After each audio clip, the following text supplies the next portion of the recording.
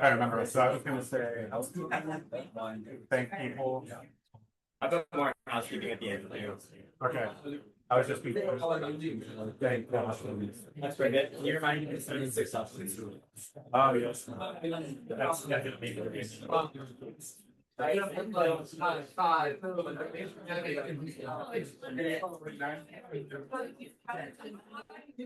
all right, you guys want to? Oh, so you already see. Over your head. Okay, let's. You guys want to grab food? I think grab a seat. Have what?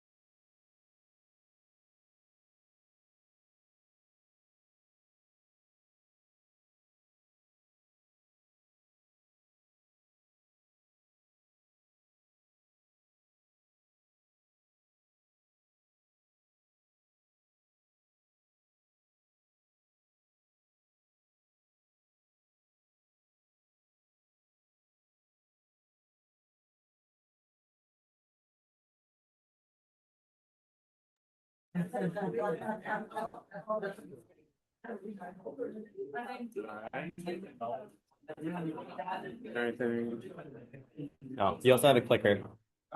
So down is next, and you also have a laser pointer. My image on this, I don't know if you can see it. It looks very ominous. I'm lording over the speakers.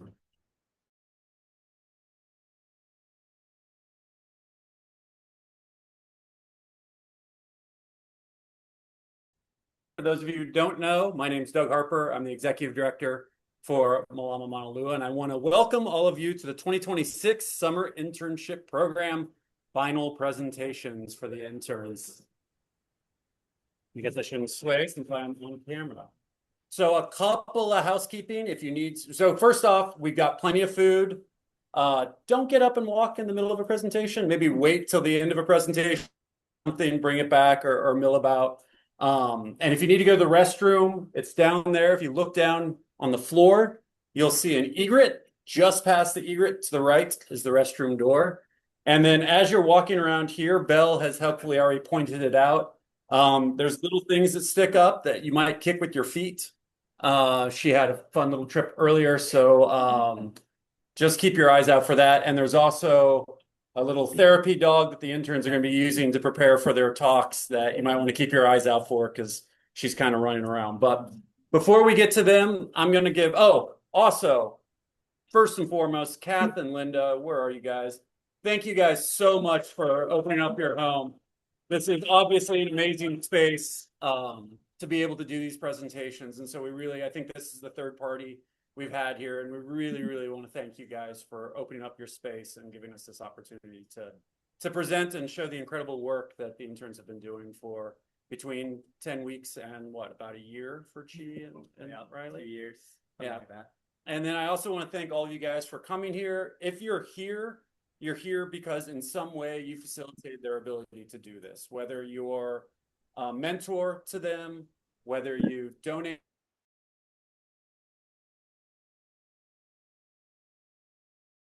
way you're here, so everything you see today tracks back to the help that you guys have been able to provide. So mahalo to all of you, and mahalo to all of the staff that are here who are mentors for all of the interns projects, and in particular Alex Awo, who is our intern coordinator, in addition to doing a number of other things as our habitat restoration director. So thank you, Alex, for putting this on and running an incredible internship program. So I'm going to go very briefly, for those of you who aren't familiar with Mālama Maunalua, just talk quickly about our background, how we came to be, and then It's when somebody else goes into the Zoom. Organization, and then I'll hand it off to Alex to give a little bit about the internship program itself, and then we will transition over to all of the interns. Say when we work on the dog. Yeah. We got it, Kath. It's fine. Yeah. So first and foremost, about 21 years ago, Mālama Maunalua was founded. The idea that came from Auntie Laura Thompson, and she brought together a hui of longtime residents who looked at the bay, this bay right here, Maunalua Bay, and said, that's not the bay we grew up on. It's not as healthy. There's not as many fish. And if we don't do anything, it's just going to continue to degrade. And our kids and our grandkids aren't going to enjoy the place that we grew up enjoying so much. And so they founded Mālama Maunalua so that there'd be an organization focused on restoring the health of the bay. And this is our vision statement. And one of the big parts about it is obviously restoring the health of the water, restoring the health of the bay, but recognizing Mālama Maunalua as a member of the community and bringing the community with us, working with them, taking guidance, understanding how this is not an organization doing this work. This is a region, this is a community working together. So this, as I said, is the kind of aerial image of Maunalua Bay. And so why did Auntie Laura and that original hui see changes in the bay that they didn't like, that they didn't recognize? And one of the things, if you look up here at the green area, that's the forest here. It's over 80% invasive. The reason that's significant is when you have invasive species, they don't survive as well in Hawaiian climate and Hawaiian changes, and so they die. You get greater runoff, you get greater sedimentation, and that sedimentation, that greater volume of water then goes into our streams. Every stream in the Maunalua Bay region has been channelized. Every single one but one has been paved. And so what that meant is you had all of that sedimentation, all of that volume of water hitting the streams, and where you would normally have like a stream service that would essentially slow down the water, allow the sediment to settle out, it just basically shot down the watershed until it got down into this area where roughly 50 to 60,000 people live. When you're looking at the coastal strip, over 90% of the land is impervious, which means that water can't penetrate it, which meant that that volume of water I just talked about with all that sediment coming down then hits this area, and it's collecting all of the pollutants and toxins coming off the land. So you've got the herbicides, the pesticides, gasoline, all going into the stream and coming straight out into the bay. And what you saw as well in the bay is, like, our water quality studies show that there's significant water quality issues. You saw invasive species come in. Our Huki project that you'll hear more about later today came about because of the large number of invasive algae in the area. And then you saw habitat loss through, in some areas, up to 90% or more of the coral. And so this was the bay that they saw and said, we need to do something about this to restore it. And so you fast forward 20 years to where we are now. We're partnering with numerous organizations up here to do reforestation, to bring back native forests, to try and restore some of the ecological services that were there originally. In this area, we have green stormwater infrastructure. I saw Veronica somewhere hiding back in the kitchen. She runs our stormwater runoff project and some of our water quality. She's installing green infrastructure, which is rain barrels, rain gardens. By the end of next year, we'll have installed over 650, including doing permeable pavement and doing installing rain gardens. And the idea behind that is if you capture the water on site or you allow it to permeate into the soil, you kind of mimic the natural systems that would be there and reduce some of that runoff, reduce some of the pollution coming into the area. In Wailupe Stream, we're going to be installing a riffle and pool system to help slow down the water, stabilize the banks. And then when you get out into the marine area itself, our Huki project, which is what we were best known for, it is the removal of invasive algae by volunteers. We've had over 46,000 volunteers. We've removed over 4 million pounds of invasive algae, which is donated to area farms and partners. And we're seeing a measurable change from over 99% invasive in areas down to under 30. We have a coral project, and that is run by Alex. We have a coral project right now that is planting thermally tolerant coral, which is basically identifying those corals that as climate changes, as water warms up, we're going to be able to have corals that survive it because we're selectively targeting and planting over 6,000 coral fragments at this point that show an ability to survive that. And wherever Dan went, Dan is the one that runs that. We have an incredible education outreach program that Laura is running for us. She goes to over 2,000, educates over 2,000 students a year. She does outreach at, I don't know, probably over 50 events a year. She's in classrooms constantly to try and teach the next generation about the importance of this region, about what they can do to help it. We've got Kavai, who is not here, but he is running a new fisheries management area that was just designated last year that is bringing together the community to help manage data collection, monitoring, to make sure that the fisheries management rules fit what we're working on. And then we have Ulu over here who makes sure all of it works, that she's in the background making sure that everything's getting filed in time, that I'm catching up on emails appropriately, and kind of making the whole system from behind work. And I don't think I forgot anyone else. But those are the projects. All of that 20 years later, from people sitting on Auntie Laura's lanai saying we need to do something. And now we've got this plethora of Ridge to Reef programs. So why does that matter for the interns? Well, we had a conservation action plan done a number of years ago, and we're continuing to kind of modify it, update it in the sense of understanding what are the needs for the base. The conservation action plan was sitting down and saying, what are the big threats to the bay? And they found stormwater runoff, invasive species, and overutilization of the bay.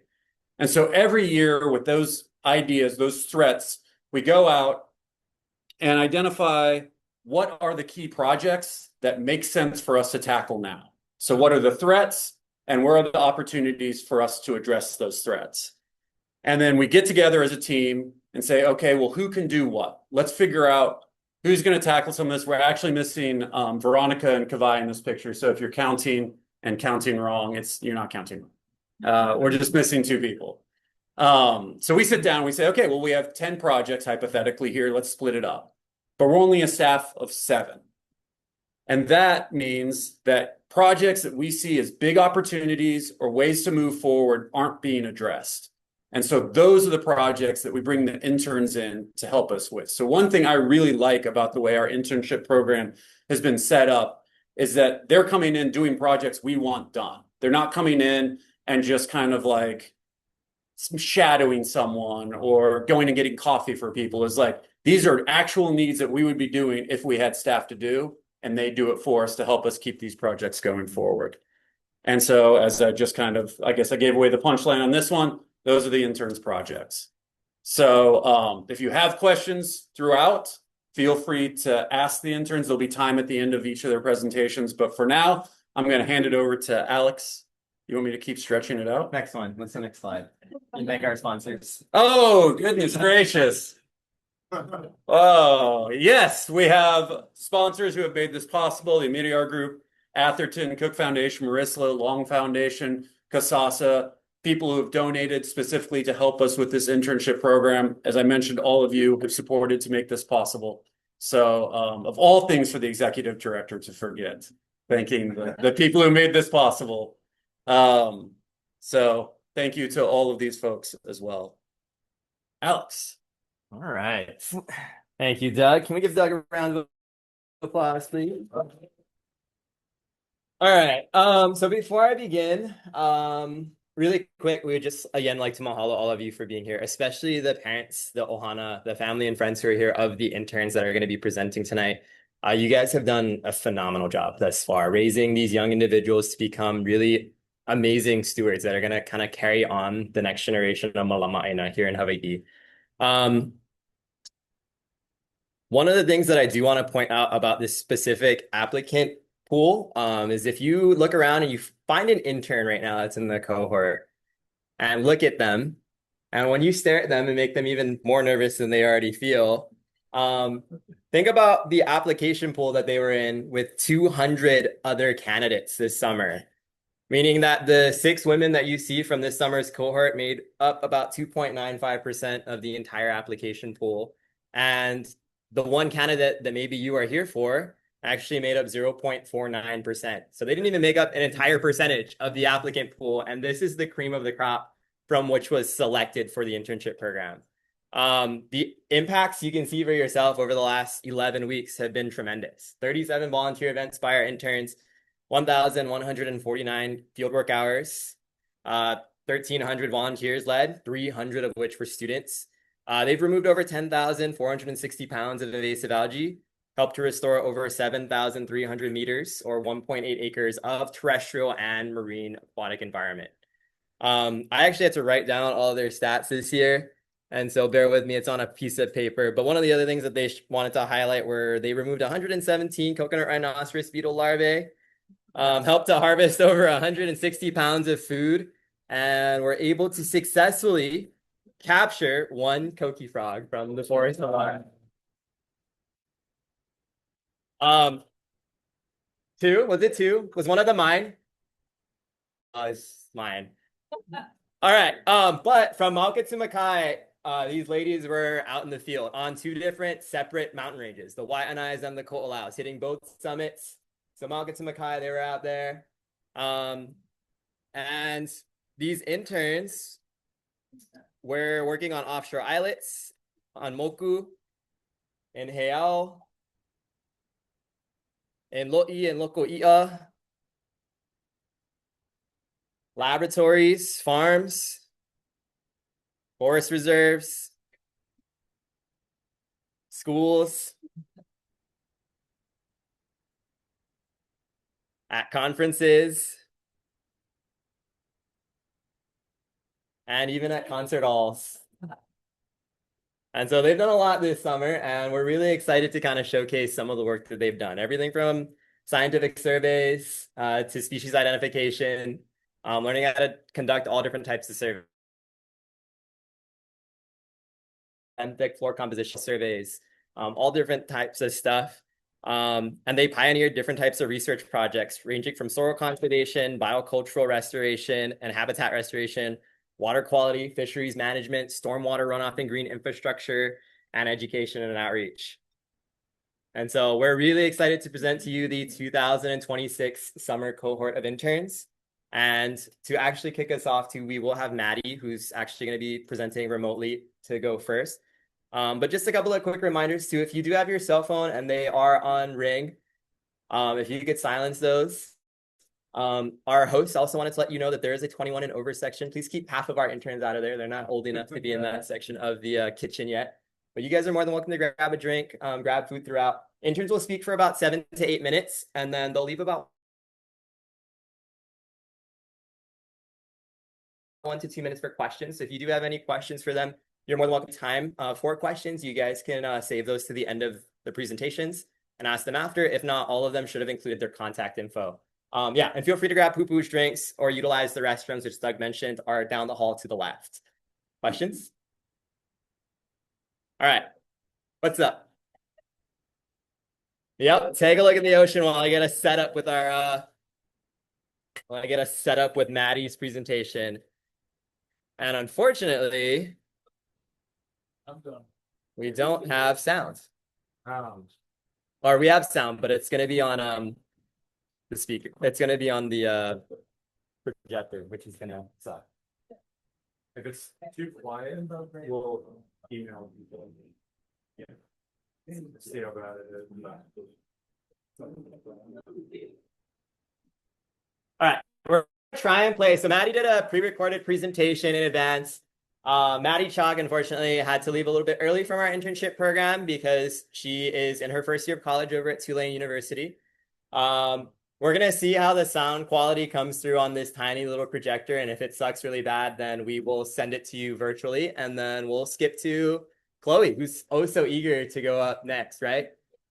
Yeah, perfect. All right, let's give this a shot, and then if you guys absolutely hate it, then you can show me a thumbs up and we can move on. Okay, this is my presentation on bioacoustics in Maunalua Bay. Aloha, my name is Mālama Chock.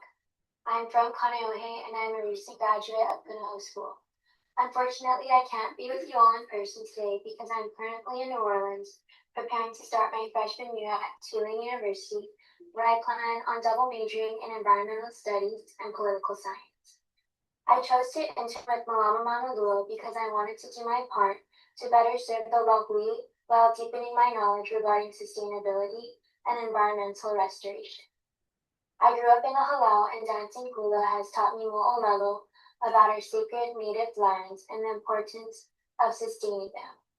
I want to be able to continue to help protect these places while also continuing to learn more about our Hawaiian history and culture. What are bioacoustics, and can sound contribute to the restoration of Maunalua Bay? Bioacoustics are the study of biological sounds. Speakers can be placed in different environments, emitting or producing sounds which can have a positive impact on different ecosystems. Throughout the summer, I have researched bioacoustics across the globe and learned how it could positively impact our EDNA, specifically Maunalua Bay. Bioacoustics in general focuses on the production of sounds, from helping native Hawaiian birds repopulate to enabling long-range communication for humpback whales. Mauka to Makai, sounds can play an important role in our ecosystems. Due to invasive species, destruction of native species, development, overharvestation, and coral bleaching has all impacted Maunalua. Due to these problems, the soundscapes of these ecosystems have been degraded. Finding ways to increase biodiversity can help a degrading coral reef. Bioacoustics can be incredibly useful, especially in Hawaii's waters. If we implemented a speaker in Maunalua Bay, it could potentially attract native species, such as coral polyps, helping to restore the bay's biodiversity. This is important because coral reefs are the base of marine ecosystem, providing habitats for a wide range of marine life, creating a more resilient ecosystem. For Mālama Maunalua, bioacoustics in the bay additional restoration tool, working cohesively with coral rehabilitation efforts, rain gardens, puki events, and other existing restoration efforts. Working everywhere from Mauka to Makai will drastically help Maunalua and other parts of Hawaii. For my project methods, it was very heavily focused on research. I started with literature reviews where I researched existing studies on bioacoustics, coral reefs, and coral restoration. I compared and contrasted my research to see how a connection could be possibly formed with Maunalua Bay and bioacoustics. I also looked into different speakers and what areas around the globe they may be located in. For my project results, I researched two main speakers. The first one, the Ocean Ears SP8, has a frequency range of 200 Hz to 15 kHz. Meaning that the speaker can produce or reproduce sounds from very low pitches to very high pitches. Most fish sounds are around 200 to 500 Hz, and invertebrate sounds are around 3.5 to 5.5 kHz. Made with PVC and epoxy, the speaker will not rust in salt water, making it work very well long term. It is smaller and lighter than the next speaker, making it easier to install and work with. For the Belle speaker, I looked at research from Moriya, French Polynesia, where researchers studied how far the natural sounds of a healthy reef could travel. I learned that the reef sounds can travel significant distances underwater and that the different organisms respond to different frequencies. This research helped me identify the importance of having a speaker with a broad frequency range. The Belle speaker, the higher end option, has a frequency range of 200 Hz to 9 kHz. This basically means that researchers would be able to test a variety of frequencies and determine which sounds may be best to attract certain organisms. Built for the ocean, the speaker has a protective cage and rugged epoxy coating, making it a perfect fit for Maunalua Bay.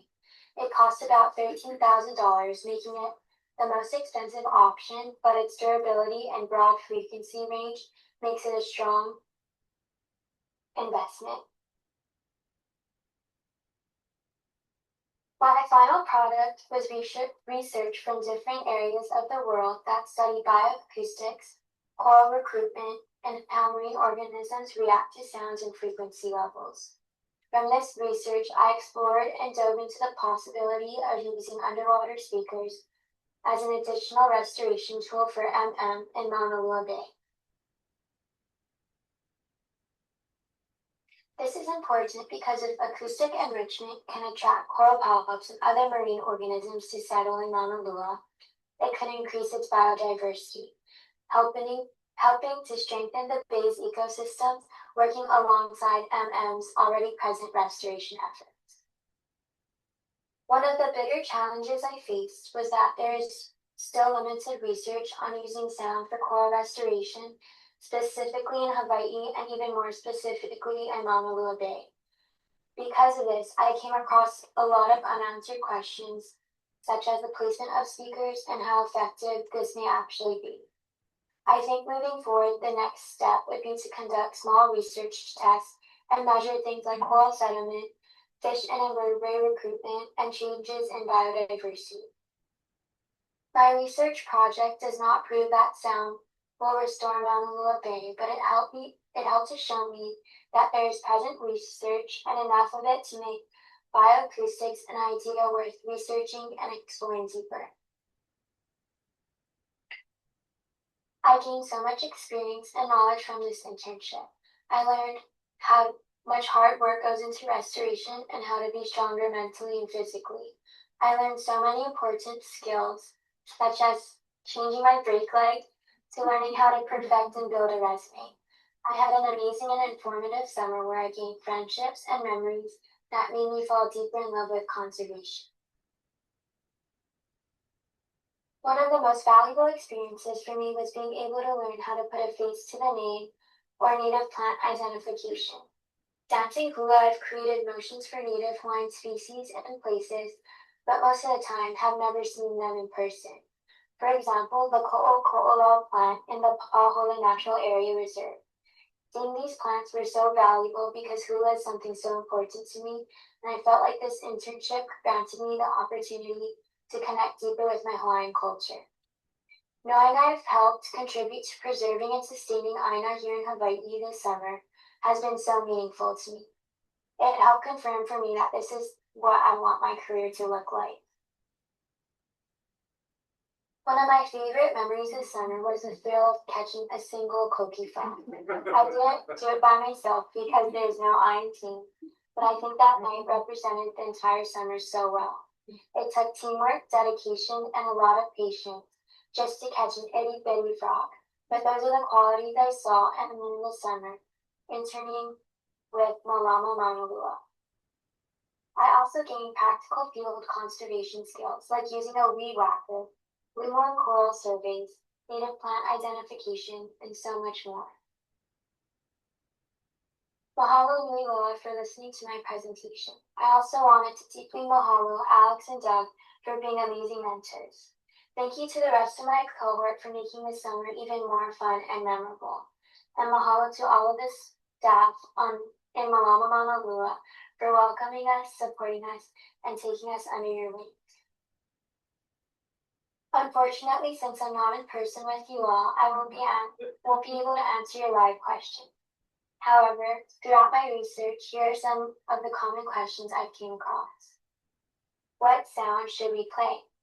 Playing recordings of healthy coral reef soundscapes, including sounds from fish, napping shrimp, low-frequency vibrations, and overall static background crackle.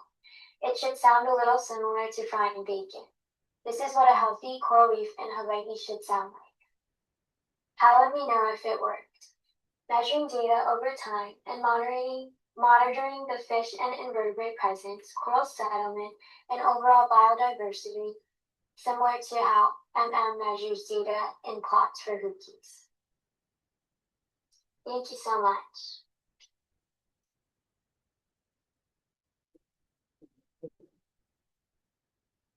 Right.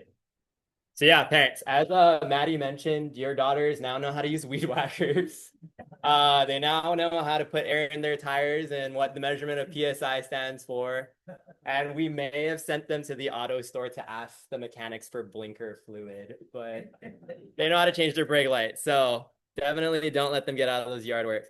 Next up, we have Chloe, who's going to be giving her presentation. We'll bring her up to the stage. We can get a round of applause.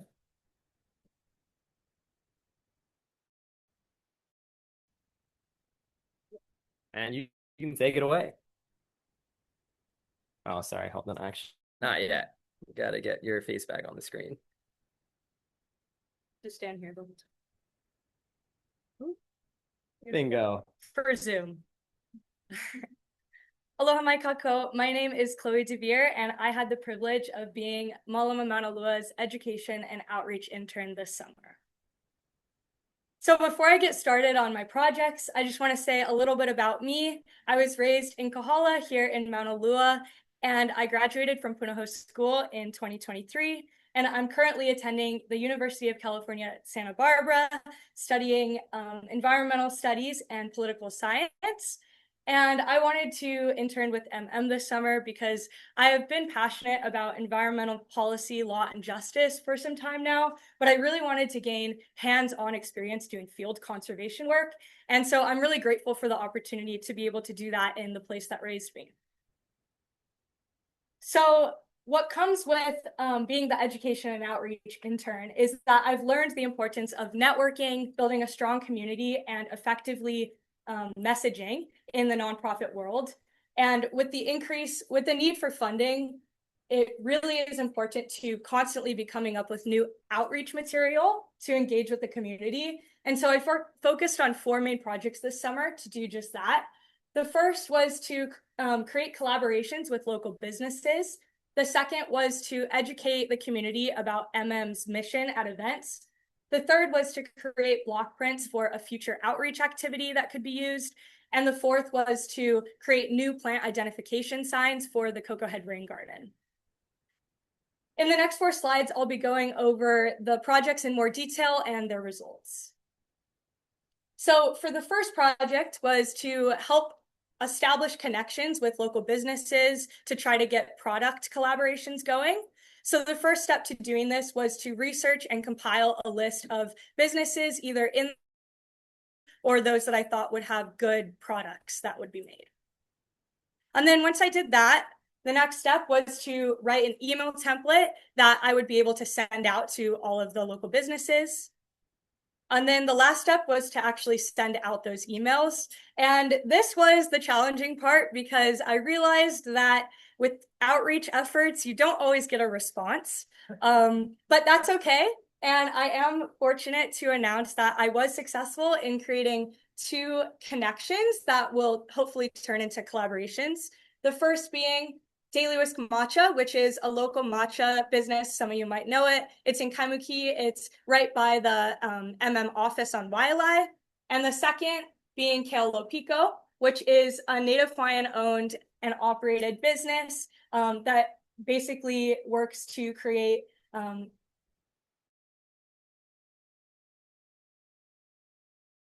flora and fauna.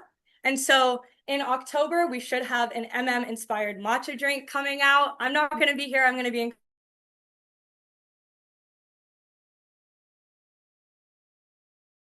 we're working to get their Oahu team out for a community hookey event, and then we're hoping to get an MM-inspired print going within the next year or so. The second project that I worked on was just going and outreaching at all sorts of different events. So one that I want to highlight is at the Honolulu Museum of Art, which hosted an Ocean Conservation Day in July. And the MM booth had a Gyotaku printing station. And so what we did with that was we used ta'ape, which is an invasive species found in Maunalua Bay. And this was a really great opportunity to teach the public about the awareness around ta'ape as an invasive species, and also that you can use invasive species in a beneficial way. And then I also had the opportunity of going with Laura, my mentor, to help educate our youth about the mission of MM and the work that we're doing here. So with the Aina Haina Summer Fun Program, I helped educate. So that was really awesome. And then lastly, I went to the Blaisdell, where they had a Symphony of the Seas event. And I went to the Bishop Museum, where Mālama Maunalua Charter School hosted a conservation day. And then I was able to outreach there. And so in total, along with the community hookey events that we did, I was able to engage with over 1,000 people this summer. Thank you.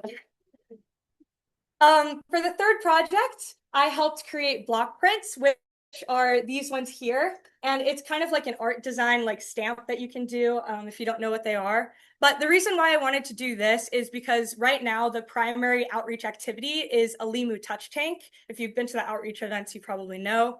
But I wanted to find another activity that we could use for those outreach events. And so thank you to my fellow intern, Sammy here. She helped create this one of the ama ama. And the reason why we chose ama ama is because it's a native fish species that used to be extremely abundant in Maunalua Bay. And unfortunately, it's declined due to the health of the bay, but we really wanted to highlight that and bring awareness to it. And then we chose Ilima here, which is a native flower and actually the island of Oahu's flower that you can find in our rain garden, little plug. And then we have Limu pepeau, which is a native Limu species that is found in our bay. And then the last and final project, and personally, I think the one that was most time consuming, was to create new plant identification signs for our Cocoa Head rain garden. And the reason why I wanted to do this is because we have a few plant identification signs right now, but the ones that we do have are getting weathered. And then we don't have them for all of the plants in the garden. So this would just help create a unified garden look. So the first task was to compare prices. So I reached out to different local sign companies and asked for price quotes on what it would look like. We got an email back from the vice president of JPG Hawaii, which is a local sign printing business. And he actually said he'd be willing to donate the signs for free because his son paddles in the bay and he uses Maunalua Bay and he wanted to support our mission. So with that being the cheapest option, obviously, the next step was to design the signs. So this is an example of what the layout of all of the signs are going to look like. And they're getting that done. But in order to make that happen, the next step was to actually go to the rain garden and take a quantitative account of how many signs we needed. So I did a audit and I created that here on your right that basically visualizes that. And then I had to update the website for MM so that it included an inventory that is current to what we have in the rain garden. And the last step is ordering those signs. So we're in the works of getting those ordered right now, and they should be staked in the ground this upcoming fall. So besides doing education and outreach, I'm really grateful because I had this summer to get a lot of hands-on experience doing field conservation work, as some of these photos are showing. And this was really been raised in this area, but it really allowed me to form a deeper connection to this place. And especially if you're close to me, I'm sure that you've heard me talk about it, but I've been talking about all of the native Limu species all summer. Or also, I know my parents know in the garden, in the backyard, I put the Limu out as fertilizer, and I'm super excited to see the benefits of that. But it's been a really great experience to just help me form a deeper connection to the place that helped raise me, and also to understand the ecosystem in a more systematic context. And so I actually also want to highlight that I started going diving this summer, which I haven't really done before, but I started going diving at all of the beaches that I grew up going to, just to kilo or observe the native species that are present, especially the limu and the coral and the native fish species. And so I think while I could talk about all of the technical skills that I learned or the amazing experiences I had with my fellow interns, learning how to kilo or observe a place is I'm really excited to be able to use for the rest of my life. And it's something that's so unique to this place. So I'm really grateful for that. And I just, before I finish, want to say mahalo nui loa to all of you for listening to my presentation. Mahalo to Alex for being an amazing supervisor. He dealt with all of our rambunctiousness as interns this summer. And then mahalo to my mentor, Laura. She really taught me the importance of educating the youth in the community, and that's going to stick with me. And then also mahalo to the staff at MM, all of our community workday partners.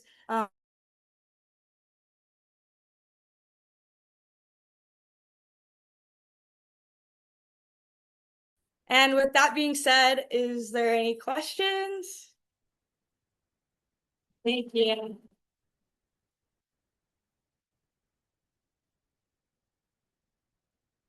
Few minutes for questions, anyone? What color are the signs? The signs look like this. So all of them are going to be black and white, and then they're all going to have the descriptions that I helped to write. And there's a QR code on the right where you can scan it, and then it'll take you to the Rain Garden website where there's details about all of the plants listed. And then we say whether they're indigenous, introduced, or endemic. And we have their Hawaiian name and their scientific name. And then we also are having a little plug for JPG, just saying like in-kind donation. That was all they wanted, so perfect. Yeah. Any other questions? All right. Veronica? Are you in your photo of the Blaisdell event, are you in the Mālama? No, so the Blaisdell event, let's see if I can go to that. We had lovely Belle, wherever Belle in the Mālama costume, and then Sammy over here as holding the little baby. So, yeah, I'm sure she can tell you all about that experience if you want. It was memorable. Any other questions? Okay, thank you so much.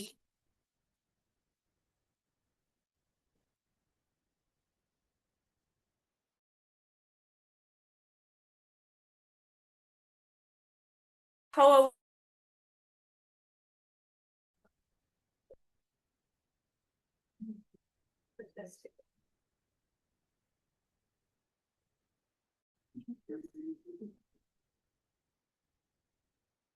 You're ready. All right. Hello. Today I'll be talking about utilizing Limu and nitrogen isotopes to examine the amount and source of nitrogen pollution entering Mauna Lua Bay. So aloha, o Hoapili, Kukea-Shultz, Malu, and I'm currently attending the University of California, Los Angeles, studying marine biology. So I decided to intern with Mālama Maunalua because I grew up in the Bay. My grandma, so I've seen the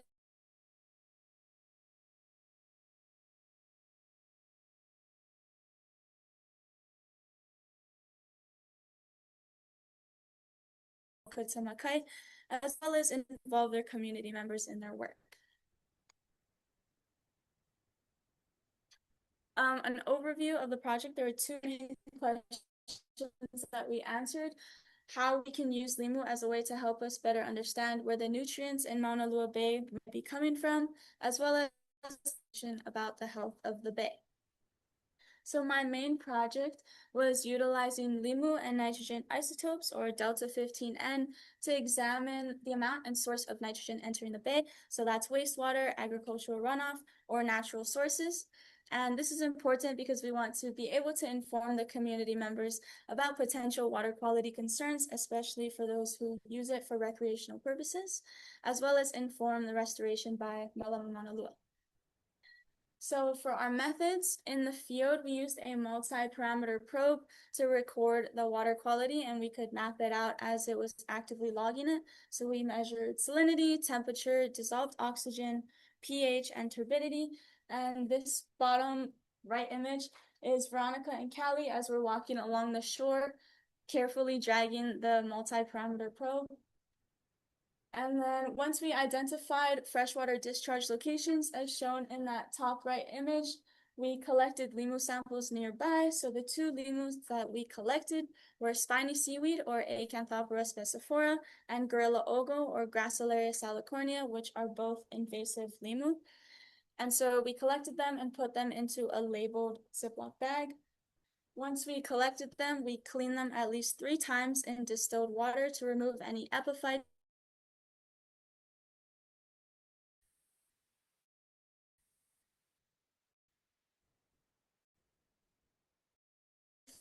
them, and then label them in foil and put them in an oven. Once they were, we taking them from the Limu into powder, into like a fine consistency, and then putting them into tubes and sending them to the lab. And the data is still being processed, but this is a great figure showing what the data would mean if we got it. So delta-15N is on the x-axis, and that tells us the source of the nitrogen. And then on the y-axis, we have the percent nitrogen, which tells us how polluted the waters are. So if there's a value below 0 for the delta-15N, then that means that the source. If it's between 0 and 7, then it's fertilizer, natural, or mixed. And then if the value is above 7, it's usually an indication that the source is waste. Then looking at the percent nitrogen, if there's a low percent, then that's a less polluted water. So it's either natural or fertilizer. And then if it's above 2, then that's an indication that it's heavily polluted, and it's usually from fertilizer or wastewater. Now, if we compare the two, we can see that a high value of both the delta-15N and percent nitrogen in wastewater. Other projects that I did, I also created a poster on how delta-15N can be used to track the amount of nitrogen entering the ecosystem as well as the source. So this poster to the right shows the first column is how Limu acts as a natural pollution recorder. So it's basically acting like a time capsule for water quality. The second section is different sources of nitrogen, so fertilizer runoff, water, or just a natural. And then the third was based off of the previous years, showing the meaning of the values for delta-15N as well as the percent nitrogen. And then this fourth section, so a high delta-15N means sewage source, low is agricultural source, and then a high percent nitrogen is dirty water and polluted water, and then low is cleaner water.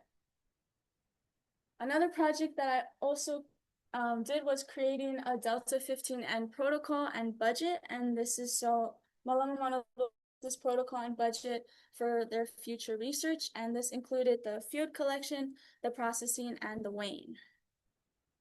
And this delta Delia Smith's island-wide Act 132 report, where we had the privilege of meeting with Dr. Smith, and she walked us through her data and report. So that top right image, all of those yellow dots are cesspools across Oahu, and her data was based off of where there were the highest amount of cesspools and collected Limu samples. And so there aren't that many cesspools. So this image right here, compared to other parts of the island, there aren't that many cesspools. So that showed that when we were doing the testing, we weren't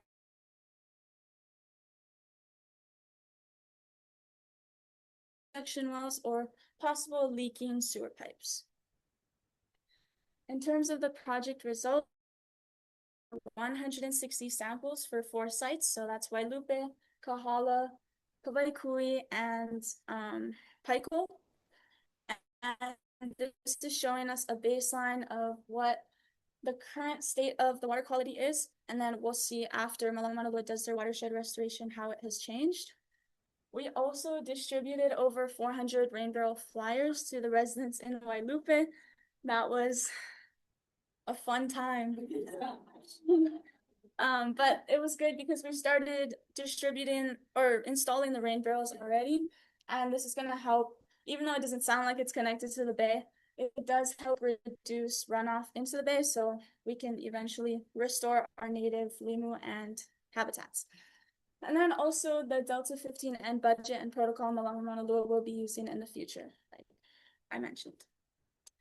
And hopefully it could be target sampling after the watershed restoration and repeated every 3 to 5 years, depending on the budget. And then a question that hopefully someone can answer or I can answer in the future is wastewater or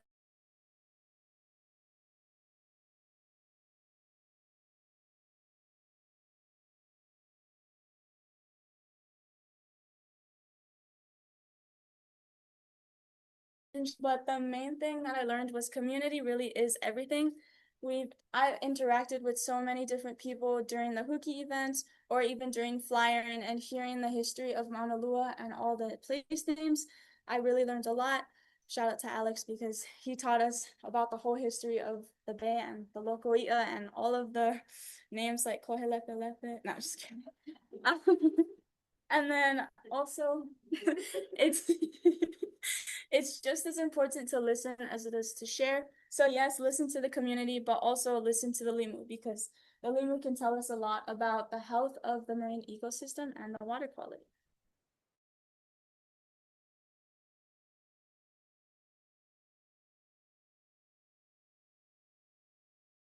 So I want to give a big mahalo to Anand and especially Dr. Celia Smith and Gabe for letting us into their lab and showing us the ropes. And then especially my intern cohort. I made new friends this summer and I'm grateful for them. Mahalo.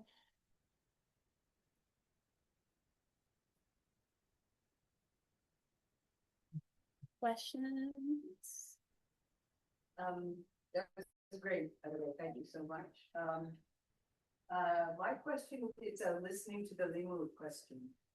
About a year ago, right out there, for the first time since I was a kid, saw some Limu coho. I noticed you had that as your first slide. So what was that voice telling us about what's happening? Yeah, it's always a good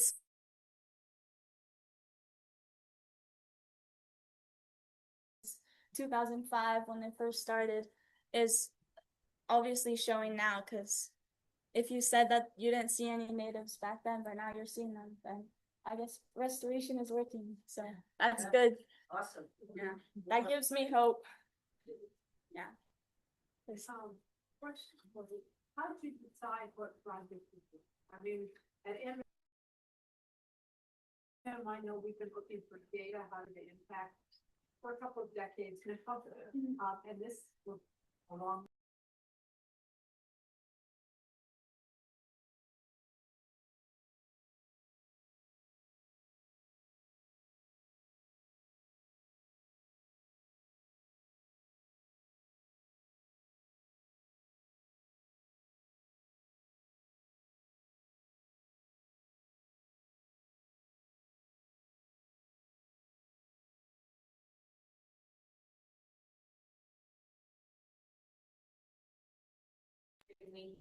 And yeah, water. And she did get to choose.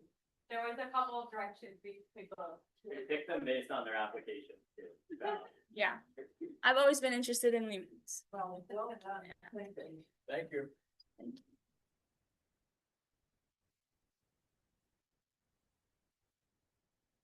Okay, now Alyssa. So.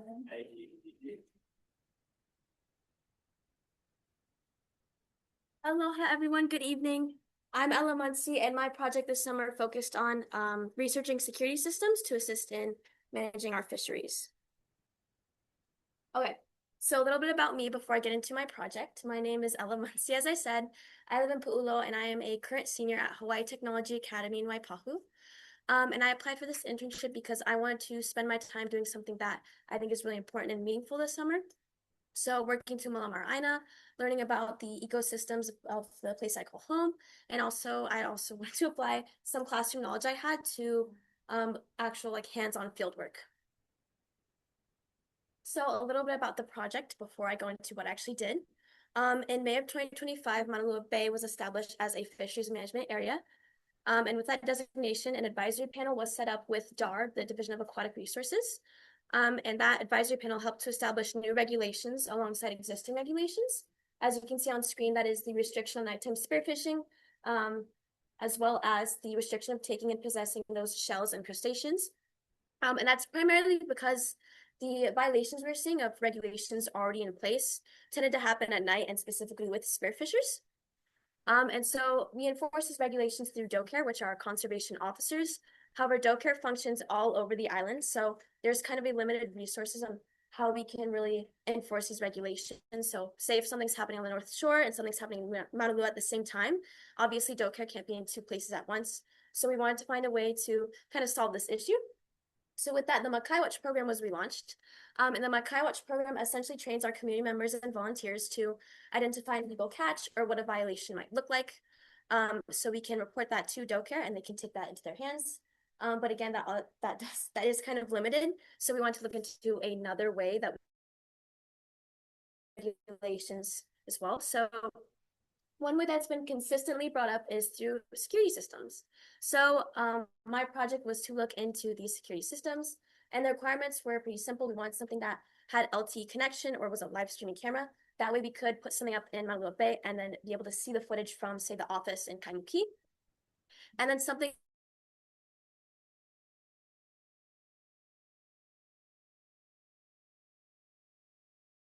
software. That way we can go back and review what might have happened. And then some bonuses would be night or infrared vision, just in case there's a violation happening at night.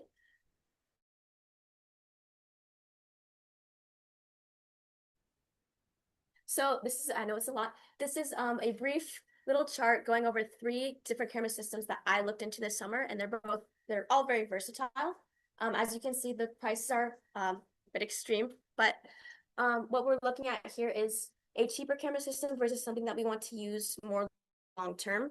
And especially like applying for grants for these security systems, we want something that is more cost efficient, something that actually works, something that we want to implement and use throughout the FMA designation. So, for example,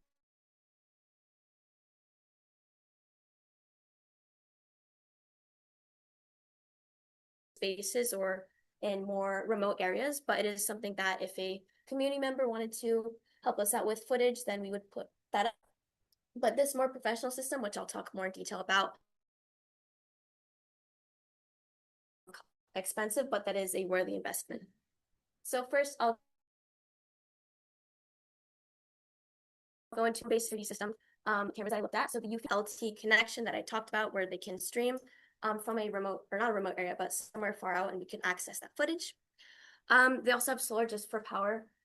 So we wouldn't have to go out and constantly replace a battery, or we wouldn't have to worry about the cameras dying while something important is happening. And they do have these features that we're looking at. So rewind capabilities, they're mobile accessible. It's primarily because this is a home-based security system. Most of those systems like that will be accessed through the phone, which makes it a little less professional. But again, this is more so if we had like a community member or a partner who lived out on the water and wanted to offer their property as a place where we could put cameras. They have cloud storage, so we'll be able to save and access clips.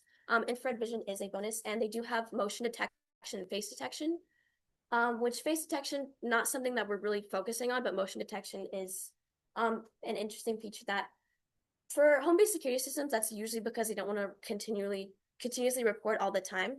But for like more professional systems, it's a bonus, but it's not something we're primarily focusing on. So these also have infrared vision, and as I said, home security system. So this is kind of a property where we might use those cameras if implemented. And then this is based off of a camera system that DLNR uses on Maui in a natural area reserve. So these BizReps multi-camera systems are made, they're very hardy. They're more so geared for a more remote area. So somewhere like Pikio or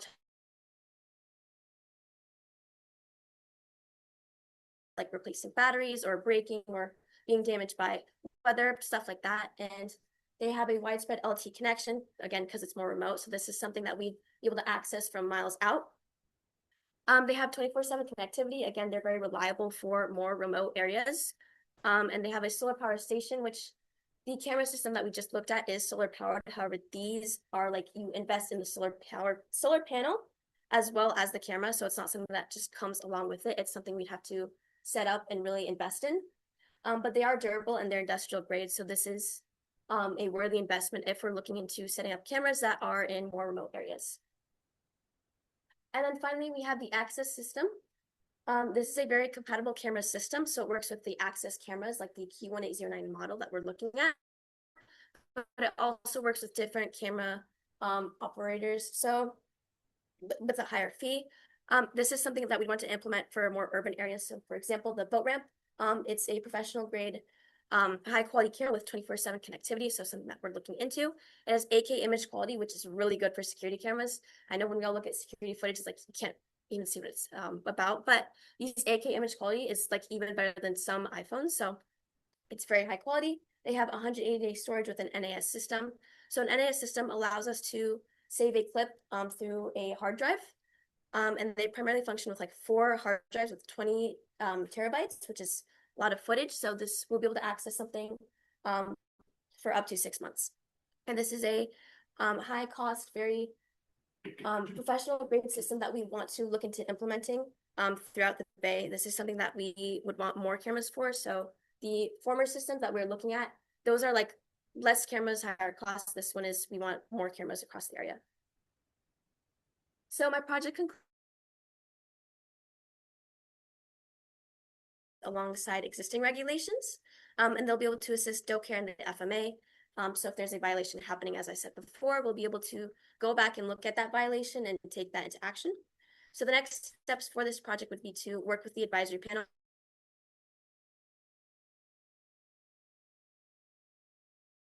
to use, and then what kind of budgeting, what that looks like, what software systems we're going to use, and which ones would be most relevant for the Bay. And then from that, we'd want to apply for funding, so grants, that kind of thing. And yeah, so we'll takeaways from this project and also from this internship, but I'll talk about the project first. I was really able to learn about what it takes to manage the fisheries area, what having an FMA established does versus not having one. I was able to see what a violation of these regulations are, why we have these regulations in the first place, and what we can do as the community to help out in conservation with like DoCare officers, so they're not alone. We can help them identify what a violation is, and also we can take our kuleana and make sure that we what's best for the Bay. And from this internship, I was able to connect and grow so many people. I was able to learn about what conservation can look like past high school, what this job can look like past education. And I was able to grow in so many different skills, so species identification, research, surveying, all that scientific stuff. And I was able to gain valuable field experience, so I was able to use technical skills. I learned how to weed whack and also how to change a tire. And then I learned about cultural and sustainable practices. So those practices that are being used to help solve current issues that we are seeing, not only in the Bay, but across the island and even past the island, and how we can implement these solutions to Mālama Maunalua for generations to come. So with that, I'd like to give a hello to my supervisor, Alex, my mentor, Kavai, who could not be here, all of the staff, and my summer interns, Maddy, who could not be here, Chloe, Hoa, Belle, Sammy, yes, and all of my previous interns. Yeah, if you guys have any questions, that's it for me. Oh, and I'd like to thank Dar and DLNR and also for the wonderful opportunity. Mahalo.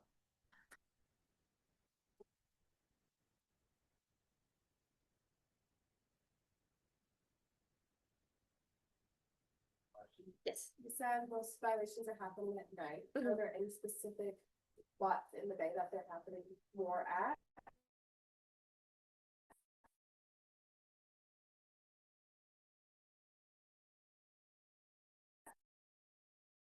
There's some charts out there. There's definitely Yeah, there's some, I don't know. I'm not too sure. Okay. Yeah. Okay.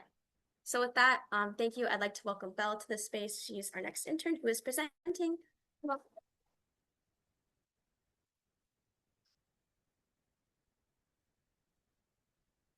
Okay. Hi, everybody. My name is Isabel Pham, and this summer I had the pleasure of being the Ridge to Reef intern. So, a little bit about me. Y'all probably don't know me as Isabel because no one calls me that. I go by Belle, and I'm from Houston, Texas. I recently graduated from Loyola University Chicago this past May with my Bachelor's of Science in Environmental Science. And the reason I interned was personal connection to Hawaii. And so I wanted to answer the problem, where does all the limu go? And I created a little field guide to kind of answer that in a digestible format for anyone. So as we know, Mālama Maunalua removes large amounts of invasive limu, but where does it go? It goes to many different locations, which go from schools, farms, and fish ponds. Most of the limu we removed this summer went to fish ponds because all the schools were closed. But the question still asked, the limu still needs to be handled after removal. Like, where does it go after we drop it off at these places? And there is no simple community-friendly resources that could explain its potential uses either. Excuse me.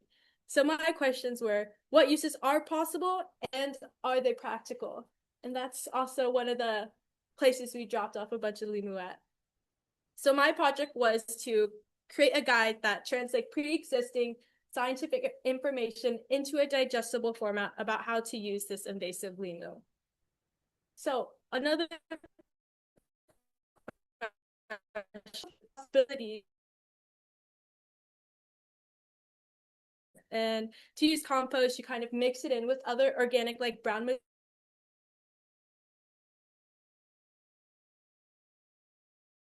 potassium, nitrogen, and phosphorus. But there also were some economic factors to consider when using it. So transportation and space considered using the limu. There's a lot of different time and space to consider because you are bringing it from one place to another. And Chloe's parents, thank you for this picture. This is actually from y'all's garden that has some limu in it. Why it matters: remove, reuse, and restore. Removing by our hookies, limus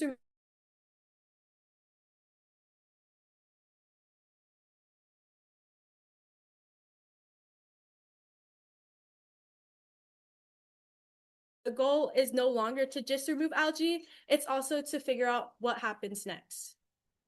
Also, shout out to Ralph. So some of the methods I looked at were a lot of existing science research. It was looking at papers on the 3 invasive limu that we saw, and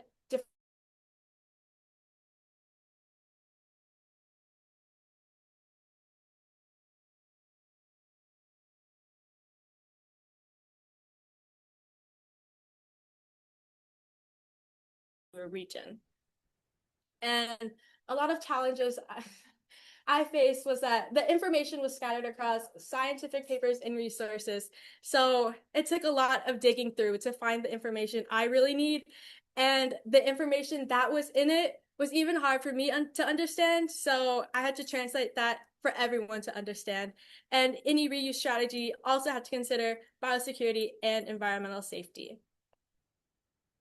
And so this was my final product. It is a little brochure which covers a bunch of different sections, how to compost,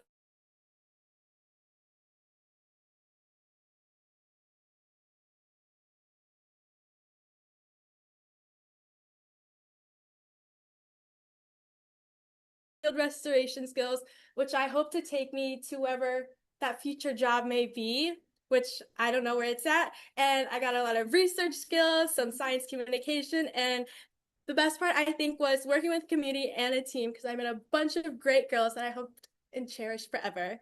And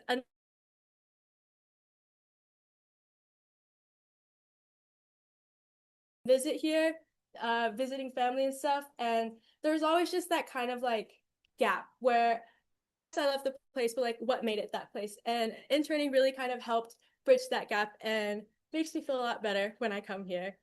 And also another highlight, Koki Frog down there. Team effort that we all caught. I think it was two, but that one down in the middle, in that water bottle, there is a frog in there. And yeah, just a big thank you to everyone. Thank you, Alex, best mentor ever. He's like a human Google.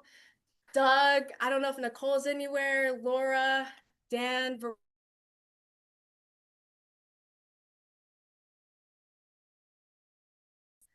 Ella, Hoa, Chloe, Sammy. Like, I really could not be here without them, like both literally and physically, because these girls gave me rides to everywhere I needed. But yeah, thank you, everyone.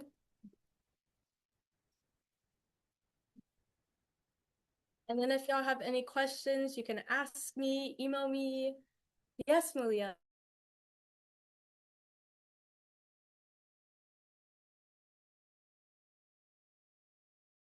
I can send you a copy. Yes, Yes. No, it's made for fun. Okay. Thank you, guys. Oh. You guys drive the Limu to location if you have to get rid of it, or do they need to come pick it up? We take it there because we go like usually.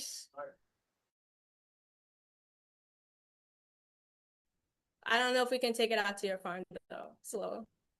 Couple blocks. Biosecurity. Okay. Thank you guys. And without further ado, we have our last summer intern, Samantha, Sammy, Sam.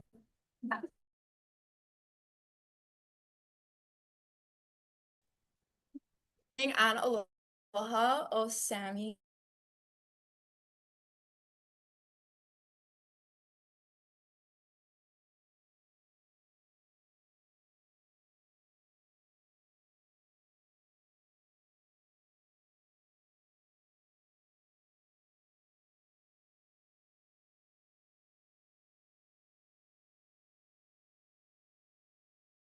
Valley. I went and I'm now a rising senior at CU Boulder studying environmental studies and conservation. Oh, down. I wanted to intern at Mālama Maunalua because I really grew up on the bay.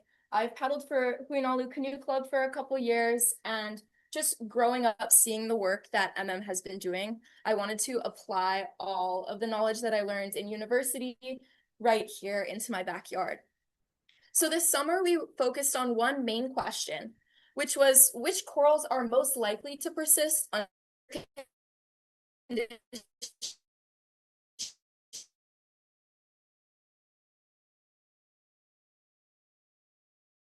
This is because in order to have an adaptive approach to restoration, we need to focus beyond the scope of just bleaching response from increasing temperatures. A little bit of background. As we all know, corals are incredibly important. They make up 25% of our marine habitats. They protect us humans from storms on our coastlines, and they just have incredible ecological functions. So Restore with Resilience is a project that thermally stress tests corals, then propagates those naturally resilient corals out into our waters. It's important to note that genetic diversity is still protected with the R with R methods because every single coral that is sampled or fragmented is still outplanted out into the bay. But what is reef resilience, right? Reef resilience is the coral's ability to react, resist, and recover from disturbance such as these stressors, and then maintain their incredible ecological functions. Like I said, bleaching isn't the only type of stressor, especially here in our bay. We have ocean acidification, nutrient loading from all of the watershed, like Doug was talking about earlier. We also have just normal pollution and sedimentation that is really dangerous to our corals here. So how can we go about moving our perspective from just bleaching response to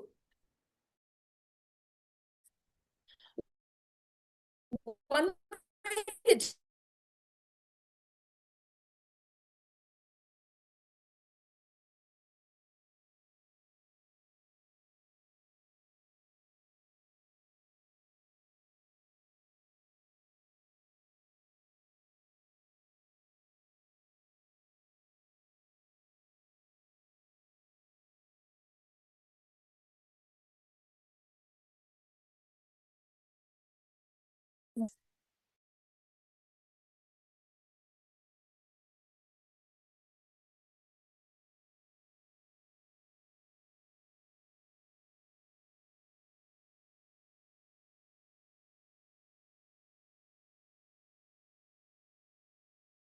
okay, let's not end the Zoom meeting.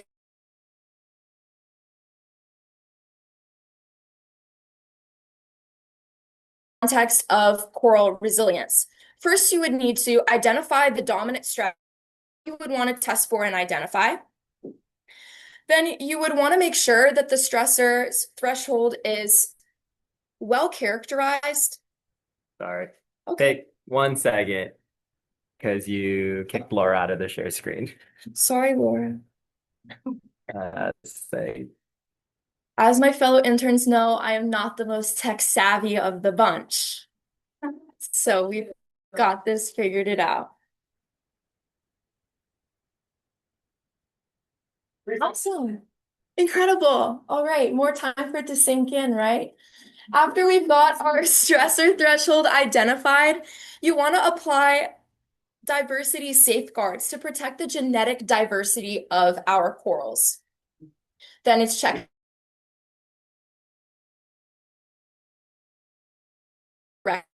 indicator. There are a lot of really interesting literature findings that can really inspire us for applications of this adaptive management framework. One of them is finding that corals in fluctuating water temperatures show more natural resilience than those in more constant warm temperatures. And that could be really cool for to explore within our own bay because we do have fluctuating water temperatures. We also have fluctuating sedimentation and pollution. Furthermore, another really interesting application is the idea of reciprocal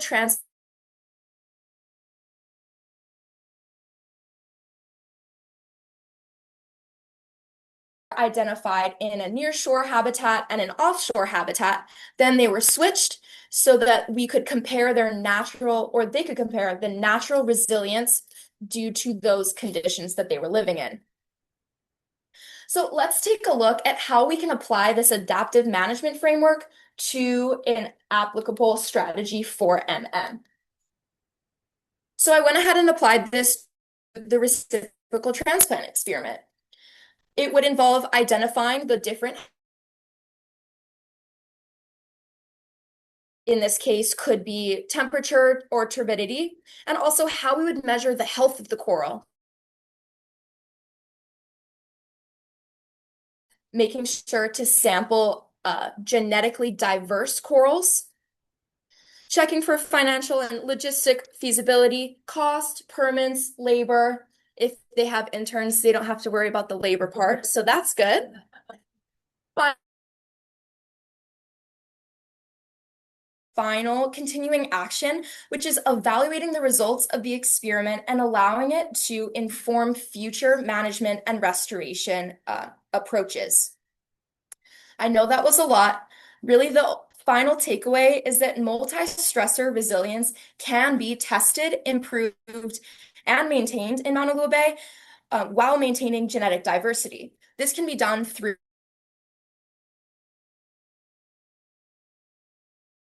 our bay and applying the future existing literature within MM's context. I want to note that while all of this is based off of peer-reviewed and published literature, we haven't had the chance to test any of these frameworks or specific strategies yet in the field for MM's cases. I didn't just do coral this summer, even though it was so incredible. I got to apply all of my new skills in field surveying, data collection, native species ID, which completely changed the way that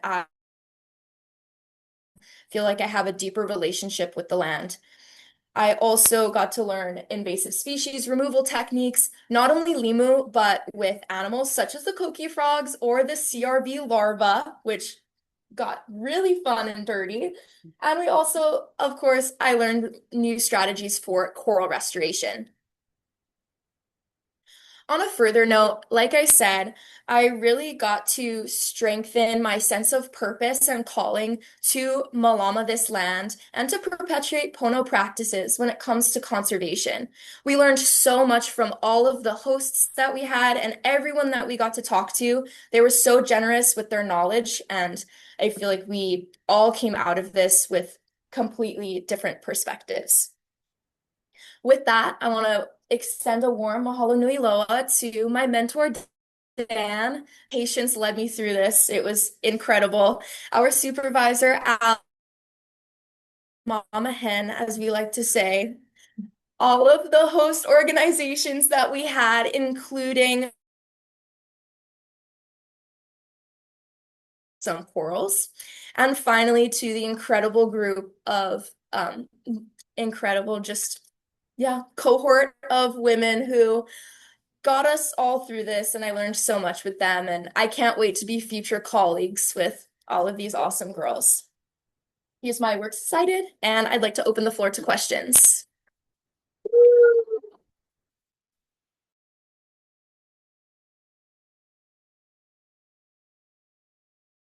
Yes? The current status of the data on acidification in this area. How much has the bay acidified in like the last some number of years that makes sense? Yeah, that's a really good question. We didn't really have a chance to dive into the data just for acidification specifically because we were focusing on like multi-stressor. I don't want to give you an answer that is incorrect. Maybe Dan can answer that for you. But I do know that things are starting to look up. Even though we're currently in an El Nino, we are experiencing some bleaching in the bay. Things are looking up along with the general conditions of the water. Yeah. Any other questions? Oh, you mentioned your first experience with Mālama Maunalua was a Hoopie event? It was a Hoopie event. Thank you so much for asking, Dad. It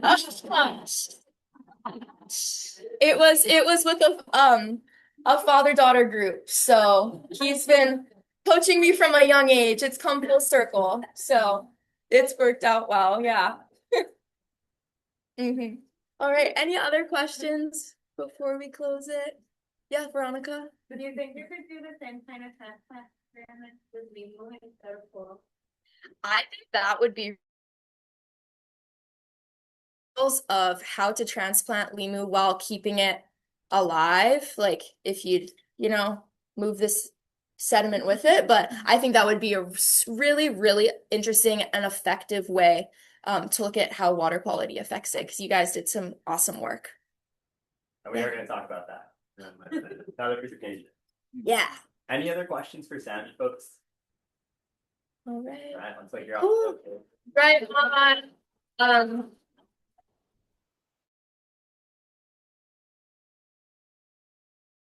So as Sammy mentioned, we don't want to give you a real intermission, mainly because there's one bathroom and you guys all can't use it at the same time. But we did want to give you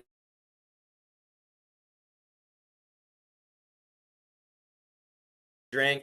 If you do need to use the bathroom, you guys can all race and duke it out and see who gets there first. We do have 3 more presentations from interns coming. These are our year-long and further than year. We can't get rid of them, but they keep coming back. They also have presentations if you'd like to stick around and see those as well. One's on coho restoration with Limu. One is on, where did Rylie go? Biocultural restoration. And then we also have one on EDNA, looking at stream populations of a native Hawaiian goby. So and stretch it out.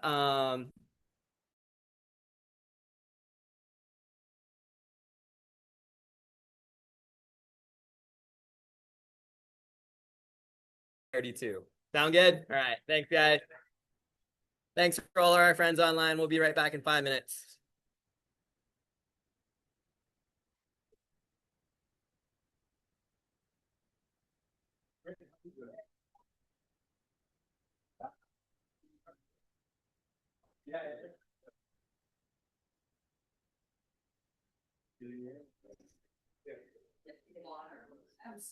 Like this right now. I get it. Think this. Yeah, I think that's a little more for having that drop behind the first. Well, if I don't stand directly in front of the light, and if I do stand directly in front of the light, no, that's bad. Let's not use that. Yeah, It's just I just think it's so dark. yeah, it's okay. Oh, great.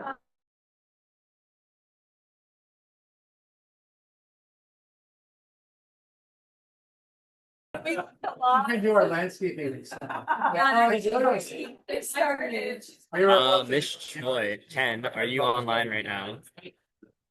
And you'll have Yeah, I can share my screen. Yeah. Do you want me to share my screen instead, or? I'm gonna give you share screen privileges so you can get set up. Yeah. Yes. Got tested. So stay with me. Yeah. Thank you. There's a good cohort here.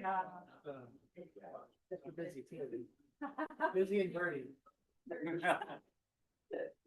It's saying the shade with the fan, they're all wet. All right, Irene, you do have share screen privileges, so you can pop up your presentation whenever you're very ready. Yeah. I think. Yeah, I was going. I needed to dry the shoes.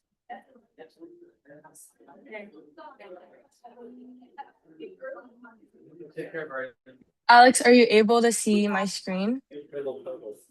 This is like round zero implementation of fisheries technology.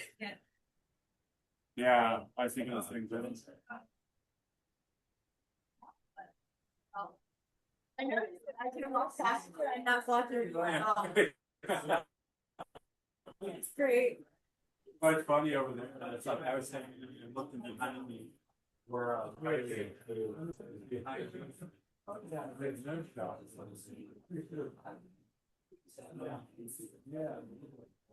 Yeah. On a presentation. You guys have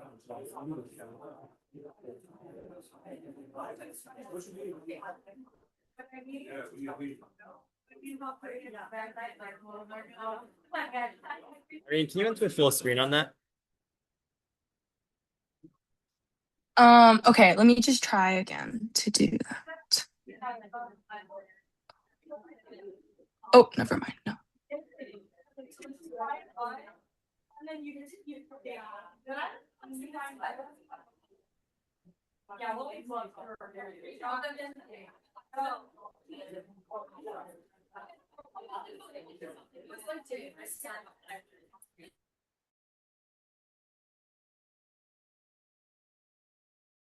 Ladies and gents, you got about 2 minutes left. Again, it's your 2-minute warning.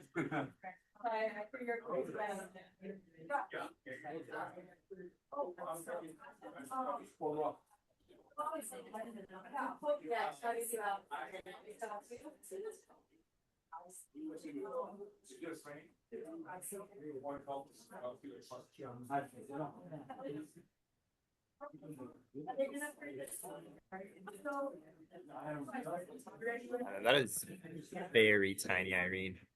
It is. Okay, let me try again.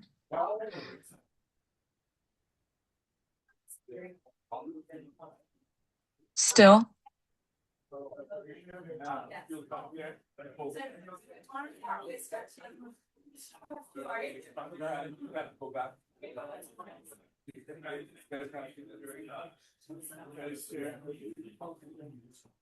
Okay, that works. Oh.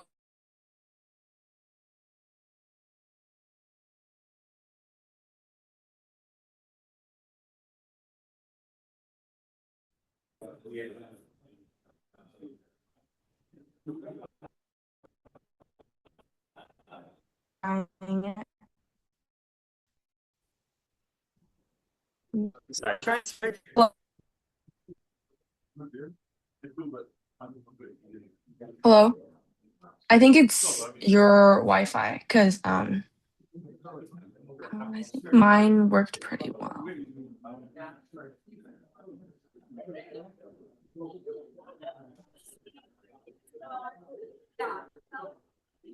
was like a super simple. Sorry, can you speak again, Irene?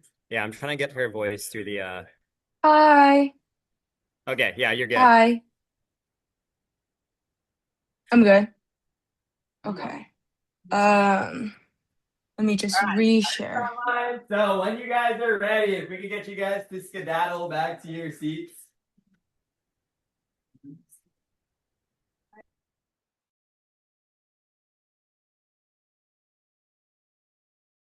Can you hear me? Or hello?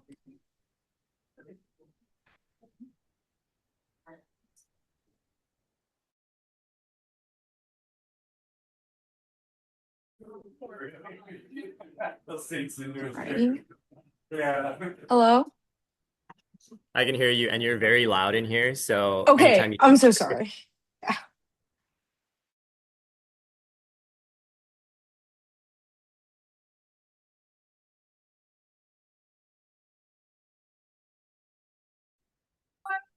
Also, I do want to mention as part of the statistics for the intern application program that 90% of our applicant pool is female, in case Jennifer was wondering. But for every like 10 applicants we get, 9 of them are female, and then 1 of them is a boy, which is kind of why we see the demographic skew here.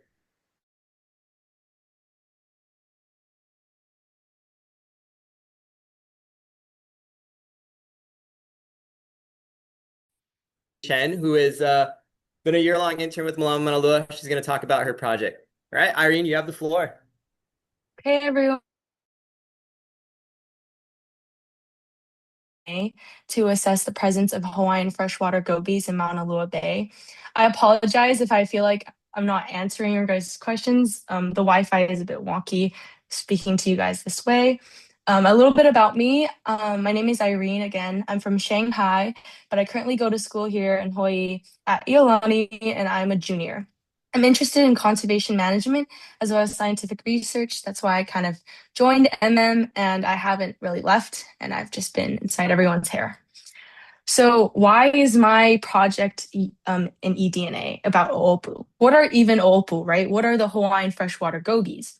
Well, a little bit about them. They're actually amphibious fish. So what they do is as little larvae, they mature a little bit more inside the ocean current outside offshore. And then as little juveniles, they come near shore and slowly start moving upstream to a freshwater ecosystem where they then become full adults. In Hawaii, there are 4 endemic oopu as well as 1 indigenous one.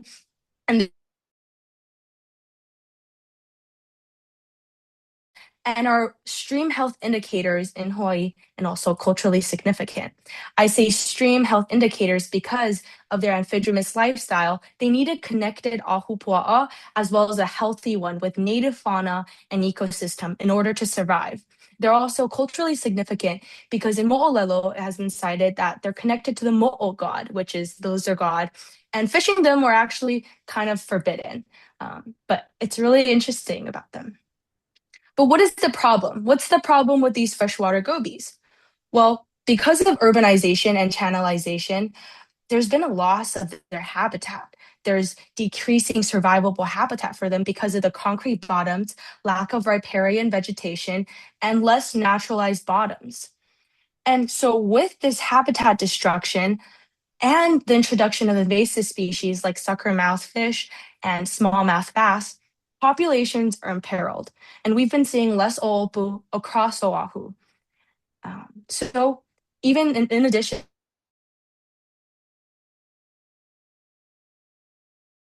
it's so hard. You have to walk up the stream as a knowledgeable scientist with time, manpower, and enough ecological knowledge to make sure, oh, I see an oopu, I'm identifying it. What kind of an oopu is it?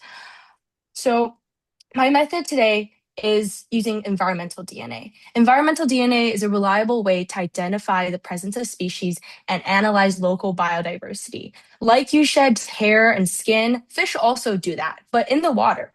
So it's a great medium to hold all that DNA, and we're able to utilize that to tell us more about our land. What I did was passive effective way for us to survey water. As you can see here in the middle, I use a sampling device like so, like Dr. Nichols, where I had a buoy rope that connected everything and a weight, as well as free floating cotton pads that absorb the water, and then I can use that to then extract. Water samples were collected in June as well as July, and they were throughout the watersheds. So we can see right here, that's Wailupe, that is Pia Valley or New Valley, and Kuli'o'o.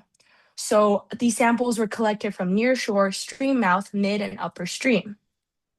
They were then extracted, and we performed a PCR process in which a primer can anneal to the DNA and tell us if there's fish. And right here you can see we did find fish.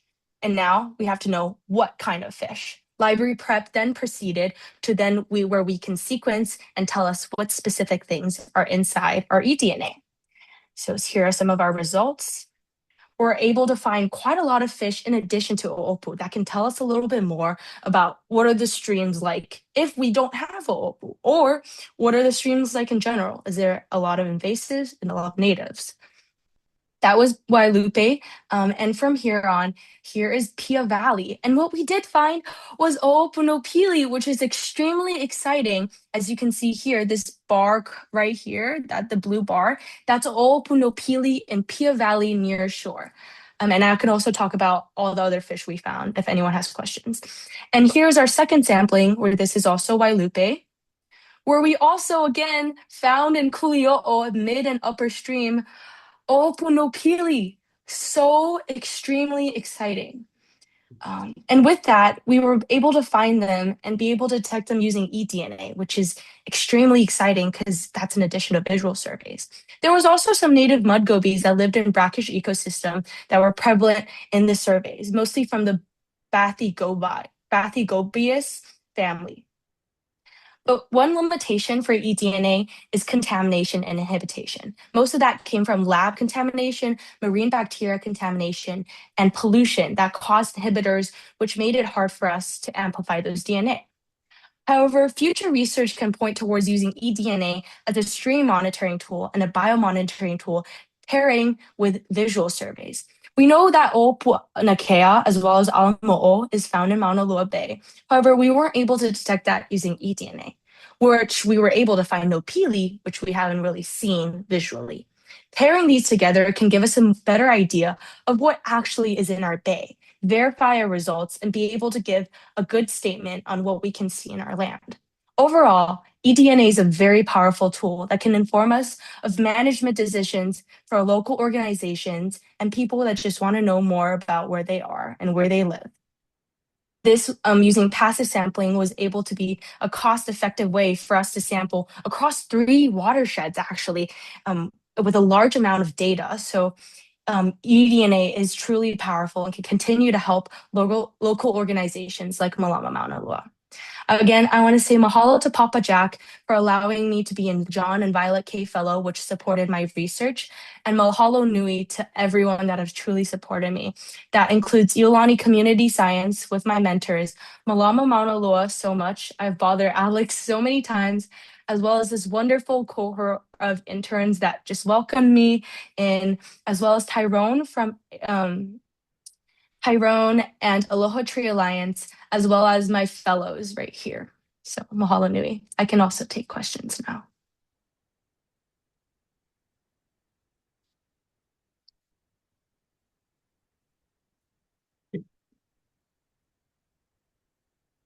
I just realized you can't even see like all the people that are in this room right now. Anyone have questions for Irene, who's just a floating head on the screen right now? You're talking to 30 people.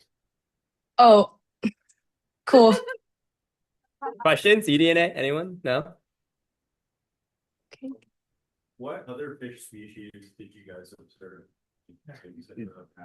Dan asked what kind of other fish species you've observed in these streams. Yeah, so there was actually quite a lot. A lot of these are also coming from near shore as well. So we did find a lot of Bathygobius, like I said, but there was also an abundance of tilapia. which wasn't really surprising. We saw that mostly in Pia Valley streams. Near shore, we found Opu, but in streams, we found quite a lot of tilapia, and that was verified because we visually saw schools tilapia just there. But we also saw a great deal of herbivores. Actually, we saw kala, and we did see, to some degree, we saw, I believe it was not star eye, but it was a species of uhu. I can't think off the top of my head because these are all really scientific names that I kind of figure around. But we did see mullet. We saw ama to a great deal, which is also pretty positive. And there are certain invasive fish here and there. We did see some smallmouth bass here and there, and barracuda, some pluses and minuses to our results.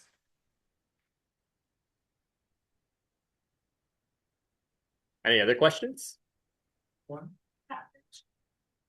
Veronica's asking if there were catfish, and Ralph also after that. Any Okay. catfish? I do have to check on catfish. If we did find them, I do not believe they were an abundant in our streams. But that being also said, a lot what we found a problem with was because there was an abundance of marine bacteria slash just pollution, or not pollution, but inhibitors might have because of pollution. It's less able to amplify a lot of species, but we did find the species we did find. There was not an abundance of catfish, I believe. And then Ralph, you had one last question? Yeah. The presence of EDNA means that species is there. Is there any way that you can estimate how many different species are present? In other words, is this at all quantitative besides being qualitative? So Ralph's question was, the presence of eDNA means that it's there. Is there any quantitative data that can be yielded as a result of that? I think eDNA for now is mostly used for presence and absence. That's why it's so good at telling us local biodiversity and showing us cryptic species. But for analyzing abundance is really hard. And that's why I always say we need to use visual surveys. In the past, I know I've brought up an abundance, and people in the conservation community have said that maybe eDNA can help us with finding abundance. But for this project, I believe that for now can only be up to presence and absence. And unless we utilize our resources to create a model where we can tell how much fish is there, or do visual surveys where we actually count the fish, we're unable to determine that for now. Can we get a round of applause for Irene? Thanks, Irene. And then if you could stop sharing your screen, that would be awesome.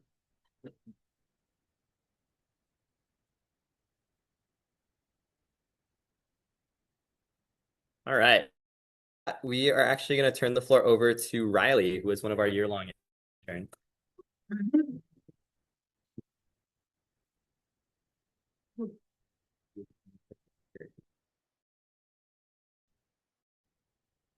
Yeah. Aloha mai kako. My name is Rylie, and my internship project is on advancing Pono knowledge co-production at Mālama Maunalua. So a quick background on me. My name is Rylie, and I've been an intern at Mālama Maunalua since October of 2025. I'm from the San Francisco Bay Area, and I'm a current undergrad student at Barnard College and Columbia University, where I study anthropology and environmental science. And I began interning at because I'm interested in how the intersection of these two fields are practiced here in Hawaii by community-based organizations like Mālama Maunalua in order to perpetuate biocultural sovereignty and natural resource management in equitable ways. So the idea for my internship project emerged after I attended the 2024 help to facilitate and organize. And I was really grateful for the opportunity to sit in on the conference and learn from so many amazing alakai or leaders from the field. And I also noticed a lot of gaps in the knowledge and pilina or connection between Western scientific systems and Kanaka-Wiwi traditional ecological knowledge. I asked the questions, why do these gaps exist? And what is Mālama Maunalua's kuleana or responsibility as an environmental and community-based nonprofit to bridge these gaps? So I interviewed staff members about things like how to strengthen MM's methods for collaborative research and knowledge co-production, and what tools do we need as an organization to advance these efforts. So I conducted 7 talk story style discussions and recorded, transcribed, and then qualitatively analyzed them to determine common themes and shared goals between each conversation. And this is a schematic I created of the core themes that emerged. And these are all broken down into much more detail in a digital report that is accessible to anyone in the MM staff or team. And its purpose is to serve as a grounding resource to continue conversations that were started in these interviews, and then hopefully create pathways for growth within our team. And also included in this report is a literature review of both the conceptual and case studies that highlight how nonprofits and institutions in Hawaii have implemented protocols that scaffold these ethical community researcher relationships. So throughout this presentation, I'm referencing a bunch of key terms that I quickly want to define. So Pono is the Native Hawaiian concept of righteousness or justice and balance. Knowledge co-production refers to multi-stakeholder collaboration to work towards a shared goal that often values diverse knowledge systems and emphasizes equity. So in the context of this presentation of environmental restoration in Hawaii, these stakeholders include Kanaka-Wiwi and cultural practitioners, environmental scientists and researchers, government agencies, and nonprofit organizations. And so when put together, Pono knowledge co-production addresses the pilina or the connection between humans, culture, and our aina, our environment. And it emphasizes that requires restoring and honoring the cultural practices and resources of local communities. And this is also known as biocultural ethics. So I turned this literature review into a series of infographics that will be accessible to everyone interested in learning more at the end of this presentation.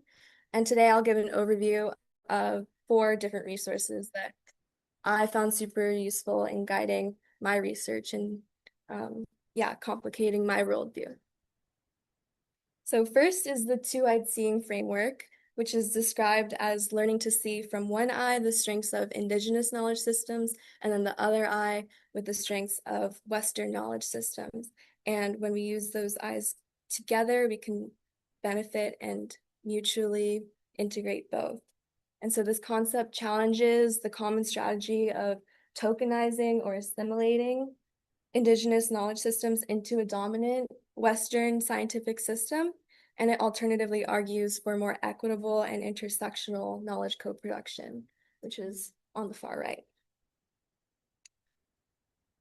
He Waka Taurua is a similar conceptual framework that was designed in the context of Maori knowledge co-production, and it describes 2 canoes that are lashed together, and each canoe represents a worldview and the values of the people who are coming together for a common purpose. And it acknowledges that each group is inherently different and are not necessarily made to fit into one another. So compared to the 2-eye seeing framework, this concept more directly acknowledges those inherent tensions between Western and indigenous ways of knowing. But as you can see, the space between each hull of the va'a or the canoe represents the dissonance between those knowledge systems. but structures such as the papanoho or the deck can be intentionally built to enable connection and innovation across this liminal space. So the case studies that I researched in my literature review represent this idea of building the pop.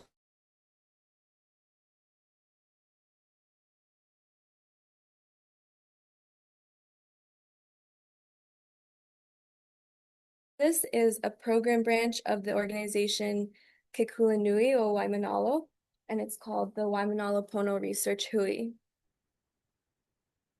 So this is a group of Waimanalo-based researchers, intergenerational ohana, and nonprofit representatives who work together to identify their community's research needs and priorities, discuss research proposals, and ho'opapilina, or strengthen the relationship between researchers and community members. And the monthly gatherings hosted by this hui can serve as a model for how a community can actionably organize channels for building trust and communication between diverse stakeholders. And the last case study that I will touch on is the collaborative research flowchart, which was developed by and for the He'eia National Estuarine Research Reserve. And this figure is a great example of how an organization can manage protocols and expectations research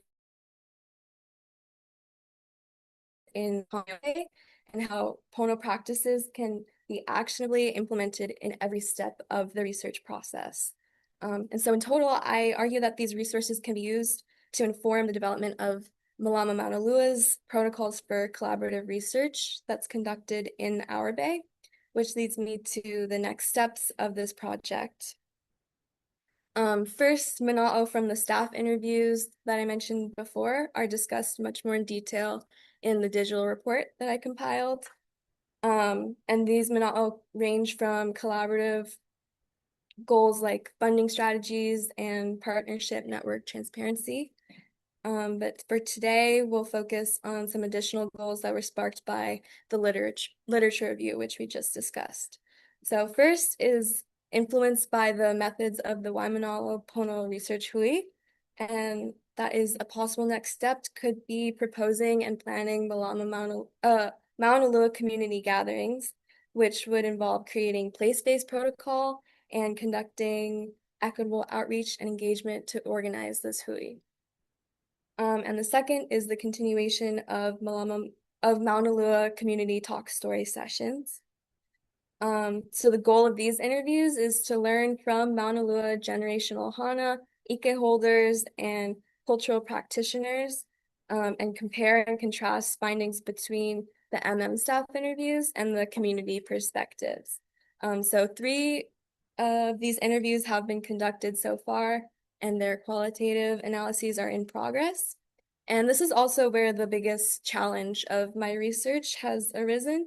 One is conducting equitable research or equitable outreach that addresses and challenges the historical and ongoing realities of Indigenous dispossession in Maunalua, and then also accommodating community members' busy schedules has lengthened the timeline of this phase, especially because I want to respect that they're volunteering their time and energy to collaborate with me.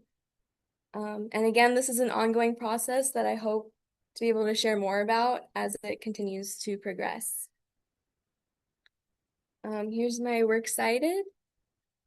And I want to say mahalo to everyone who has collaborated with me on this project, including everyone that I interviewed for the staff interviews as well as the community ones, my research mentor Alex, the intern cohorts, and yes, all of the practitioners, alaka'i, that have guided and motivated my work.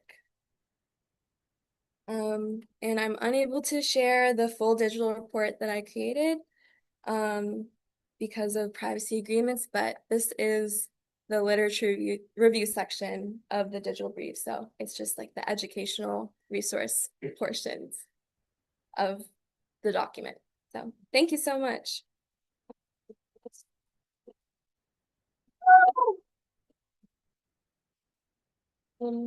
Any questions?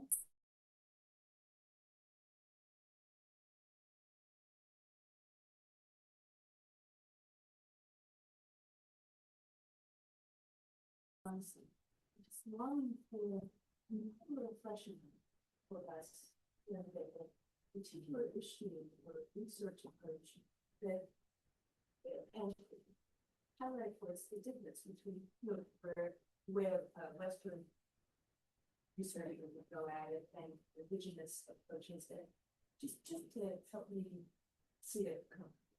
Yeah. Is the context of Limu restoration in the Bay, where a Western scientific perspective would look at like benthic cover and biodiversity as the sole motivators for choosing which I guess native species of Limu to, for example, outplant or monitor in Maunalua Bay. And then a more two-eyed way of seeing is including a native Hawaiian perspective that acknowledges the different cultural practices that are tied to native Limu in the Bay. And yeah, working to integrate that into decision-making about which species we prioritize in our monitoring or our restoration efforts.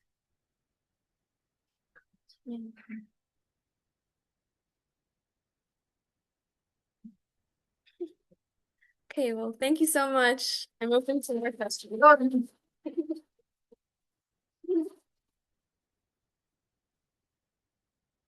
All right.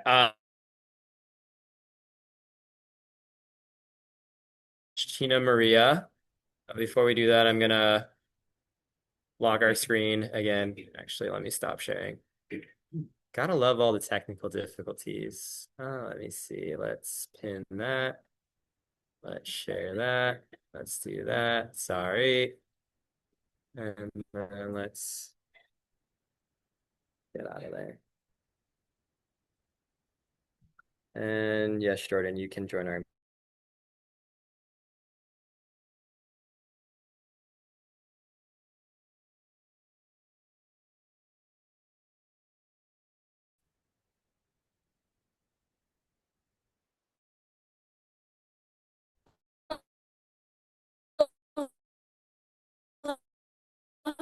everyone. But yeah, my name is China Maria. This is my presentation, Understanding Limu Kohu Populations in Maunalua Bay. So a little bit about me. I go by Chi. I was born in Miyagi, Sendai, Japan, and raised here on the island of Oahu in Makiki Valley. I'm currently at UH Manoa studying natural resource environmental management with a specialization in wildlife ecology. I've been an intern for since summer of 2025. Hi, Doug. Thank you for keeping me on for so long. So my project is based on Limu kohu, also known as Aspergopsis taxiformis. It's an indigenous red algal species to the Indo-Pacific and is also one of our native species of Limu here in Hawaii. It was used for cultural, culinary, and medicinal use, and it plays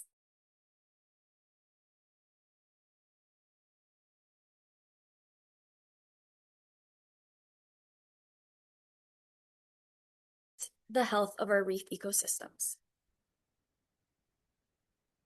Nowadays, due to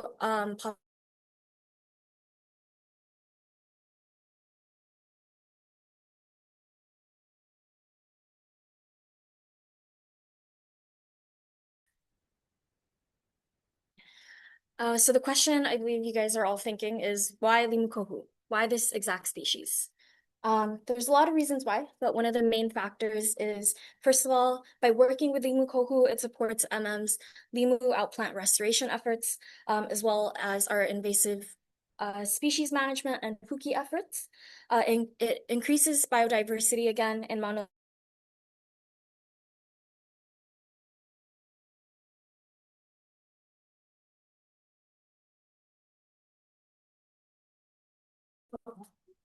Lastly, this Limu was significant in traditional Hawaiian cultural importance.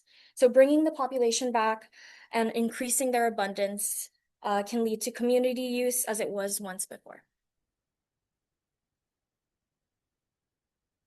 So overall, this is what I covered over the past year and a half or so working with The project consists of three major aspects. Number one, understanding current Limu kohu populations in Mauna Loa, such as their abundance, presence or absence, and ideal habitat. Number two, exploring propagation methods. That ties into number three, outplanting live samples into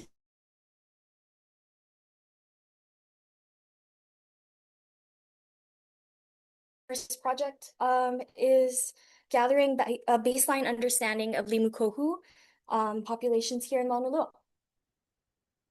So this was the study area that I used to conduct data and collect abundance, presence, or absence surrounding diversity as well as biomass. Across 27 transit lines, over 1,783 meters were surveyed. It's around 17 football fields for any of you sports people over here.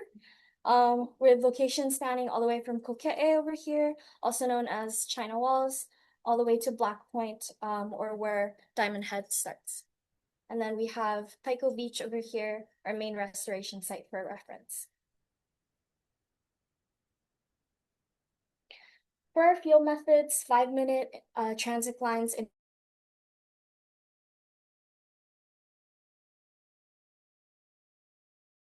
data was collected using waterproof data sheets, a quadrat with 10 randomized points on colonies and GPS mapping, surrounding species diversity, kohu biomass, overall abundance, along with presence and absence of data was collected.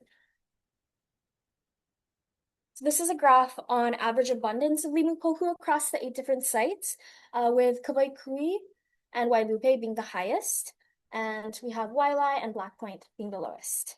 There is variance in how many transit lines were conducted at each location, as you can see by the number next to each site, but that was just simply due to weather conditions or unforeseeable circumstances in the water, like getting stung by Vana. Thank you, Alex, for taking care of me.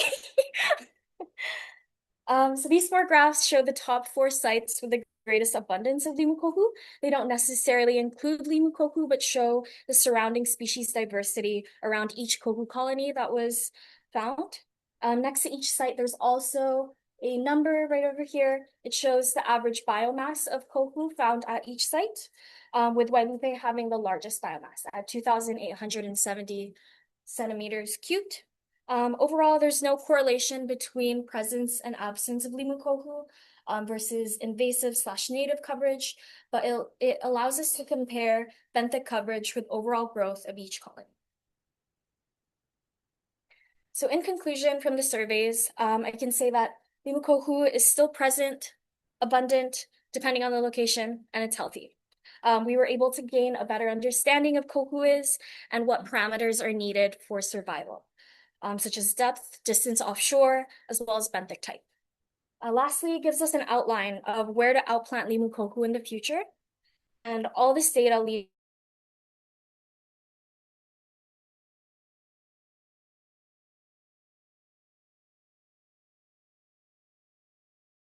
next up, I explore different propagation methods. With propagation, there were 3 sections. Number 1, getting expert consultation through a trip to Kona on the Big Island to visit Samroja.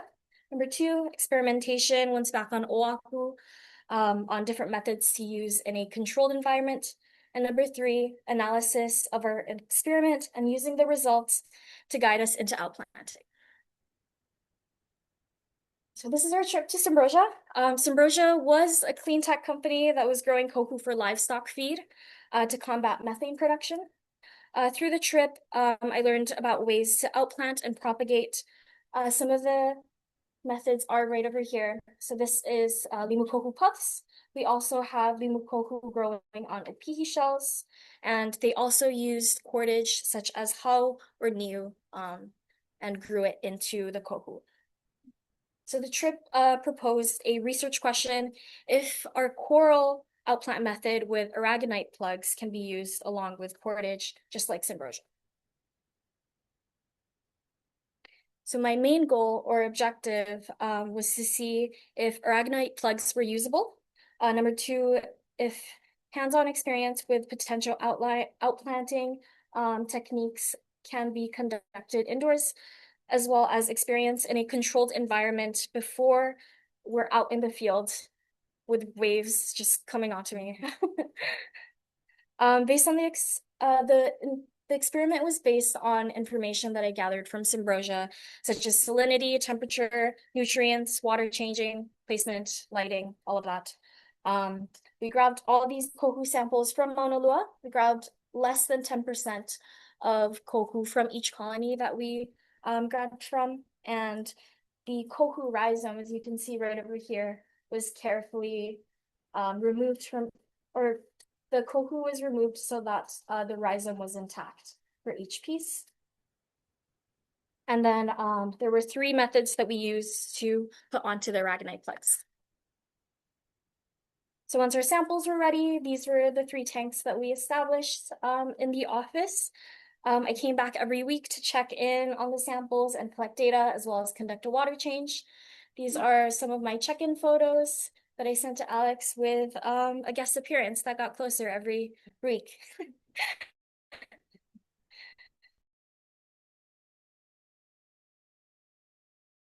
So this is the tank, which is just free-floating Limu kohu on our aragonite plugs. The string, which is just like sewing string with Limu kohu tied onto the aragonite. And then marine epoxy, which is what we use for our coral restoration.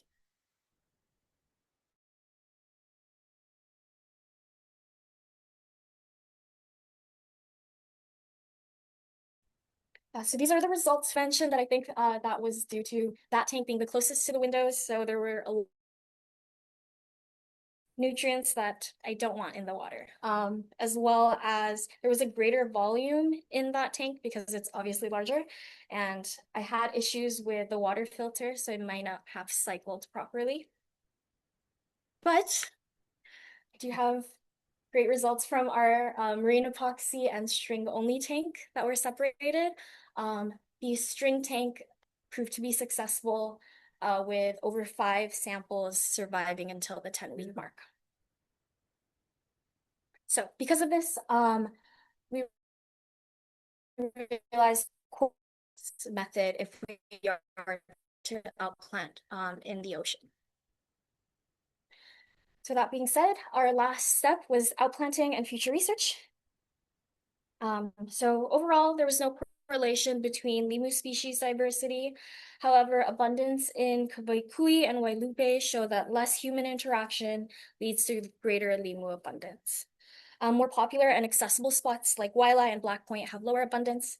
So that just shows our long-term goals will depend on whether we want areas with less abundance to increase biodiversity, then we would target areas such as Wylie and Black Point that have lower abundance. Or if our short-term goal is to grow Limu for harvest, such as if we're targeting methane production, we would target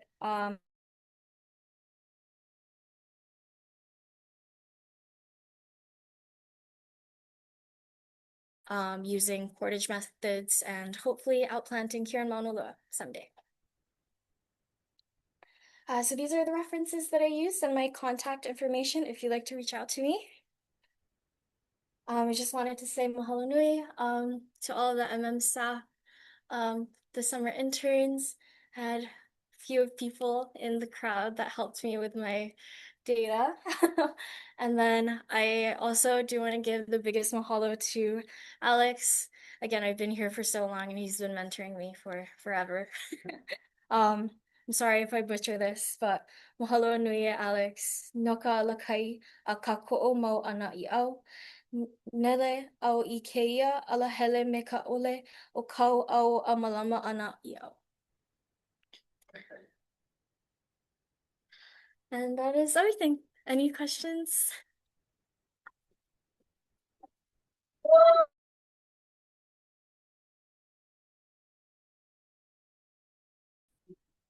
Yes. super unconventional, but read like Dr. Glenn's stuff out of University of Arizona. He did a lot of the propagation of Gracilaria on Mosaic. Okay. But it's small kind illegal, but take take cement, the cement CMU blocks, right? Put them downstream of all of your active Bioacoustics, and then wait for the burger to come on that. Then break those pieces apart and reseed them. That's one of the easiest ways that we found to reseed coal. Oh, interesting. Okay, I will definitely. Make sure you have a super so take a CMU block. Yeah. Put it downstream of the coal bed, and then wait for the burger, right? But the fig fuzz to show. So like right off of Elks, we've done it pretty successfully right now. Oh my goodness. Until Okay. bigger people take all of our blocks, but that's okay. Oh.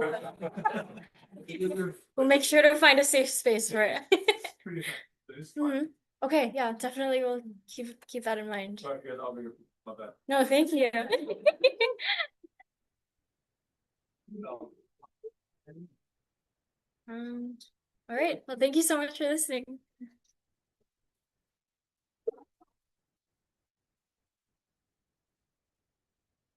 And with that, that is the last intern presentation. I want to thank all of you guys for sticking around and hearing this. Is a ton of work that these guys have put into this that is obviously going to help us a ton in moving the work that we're doing.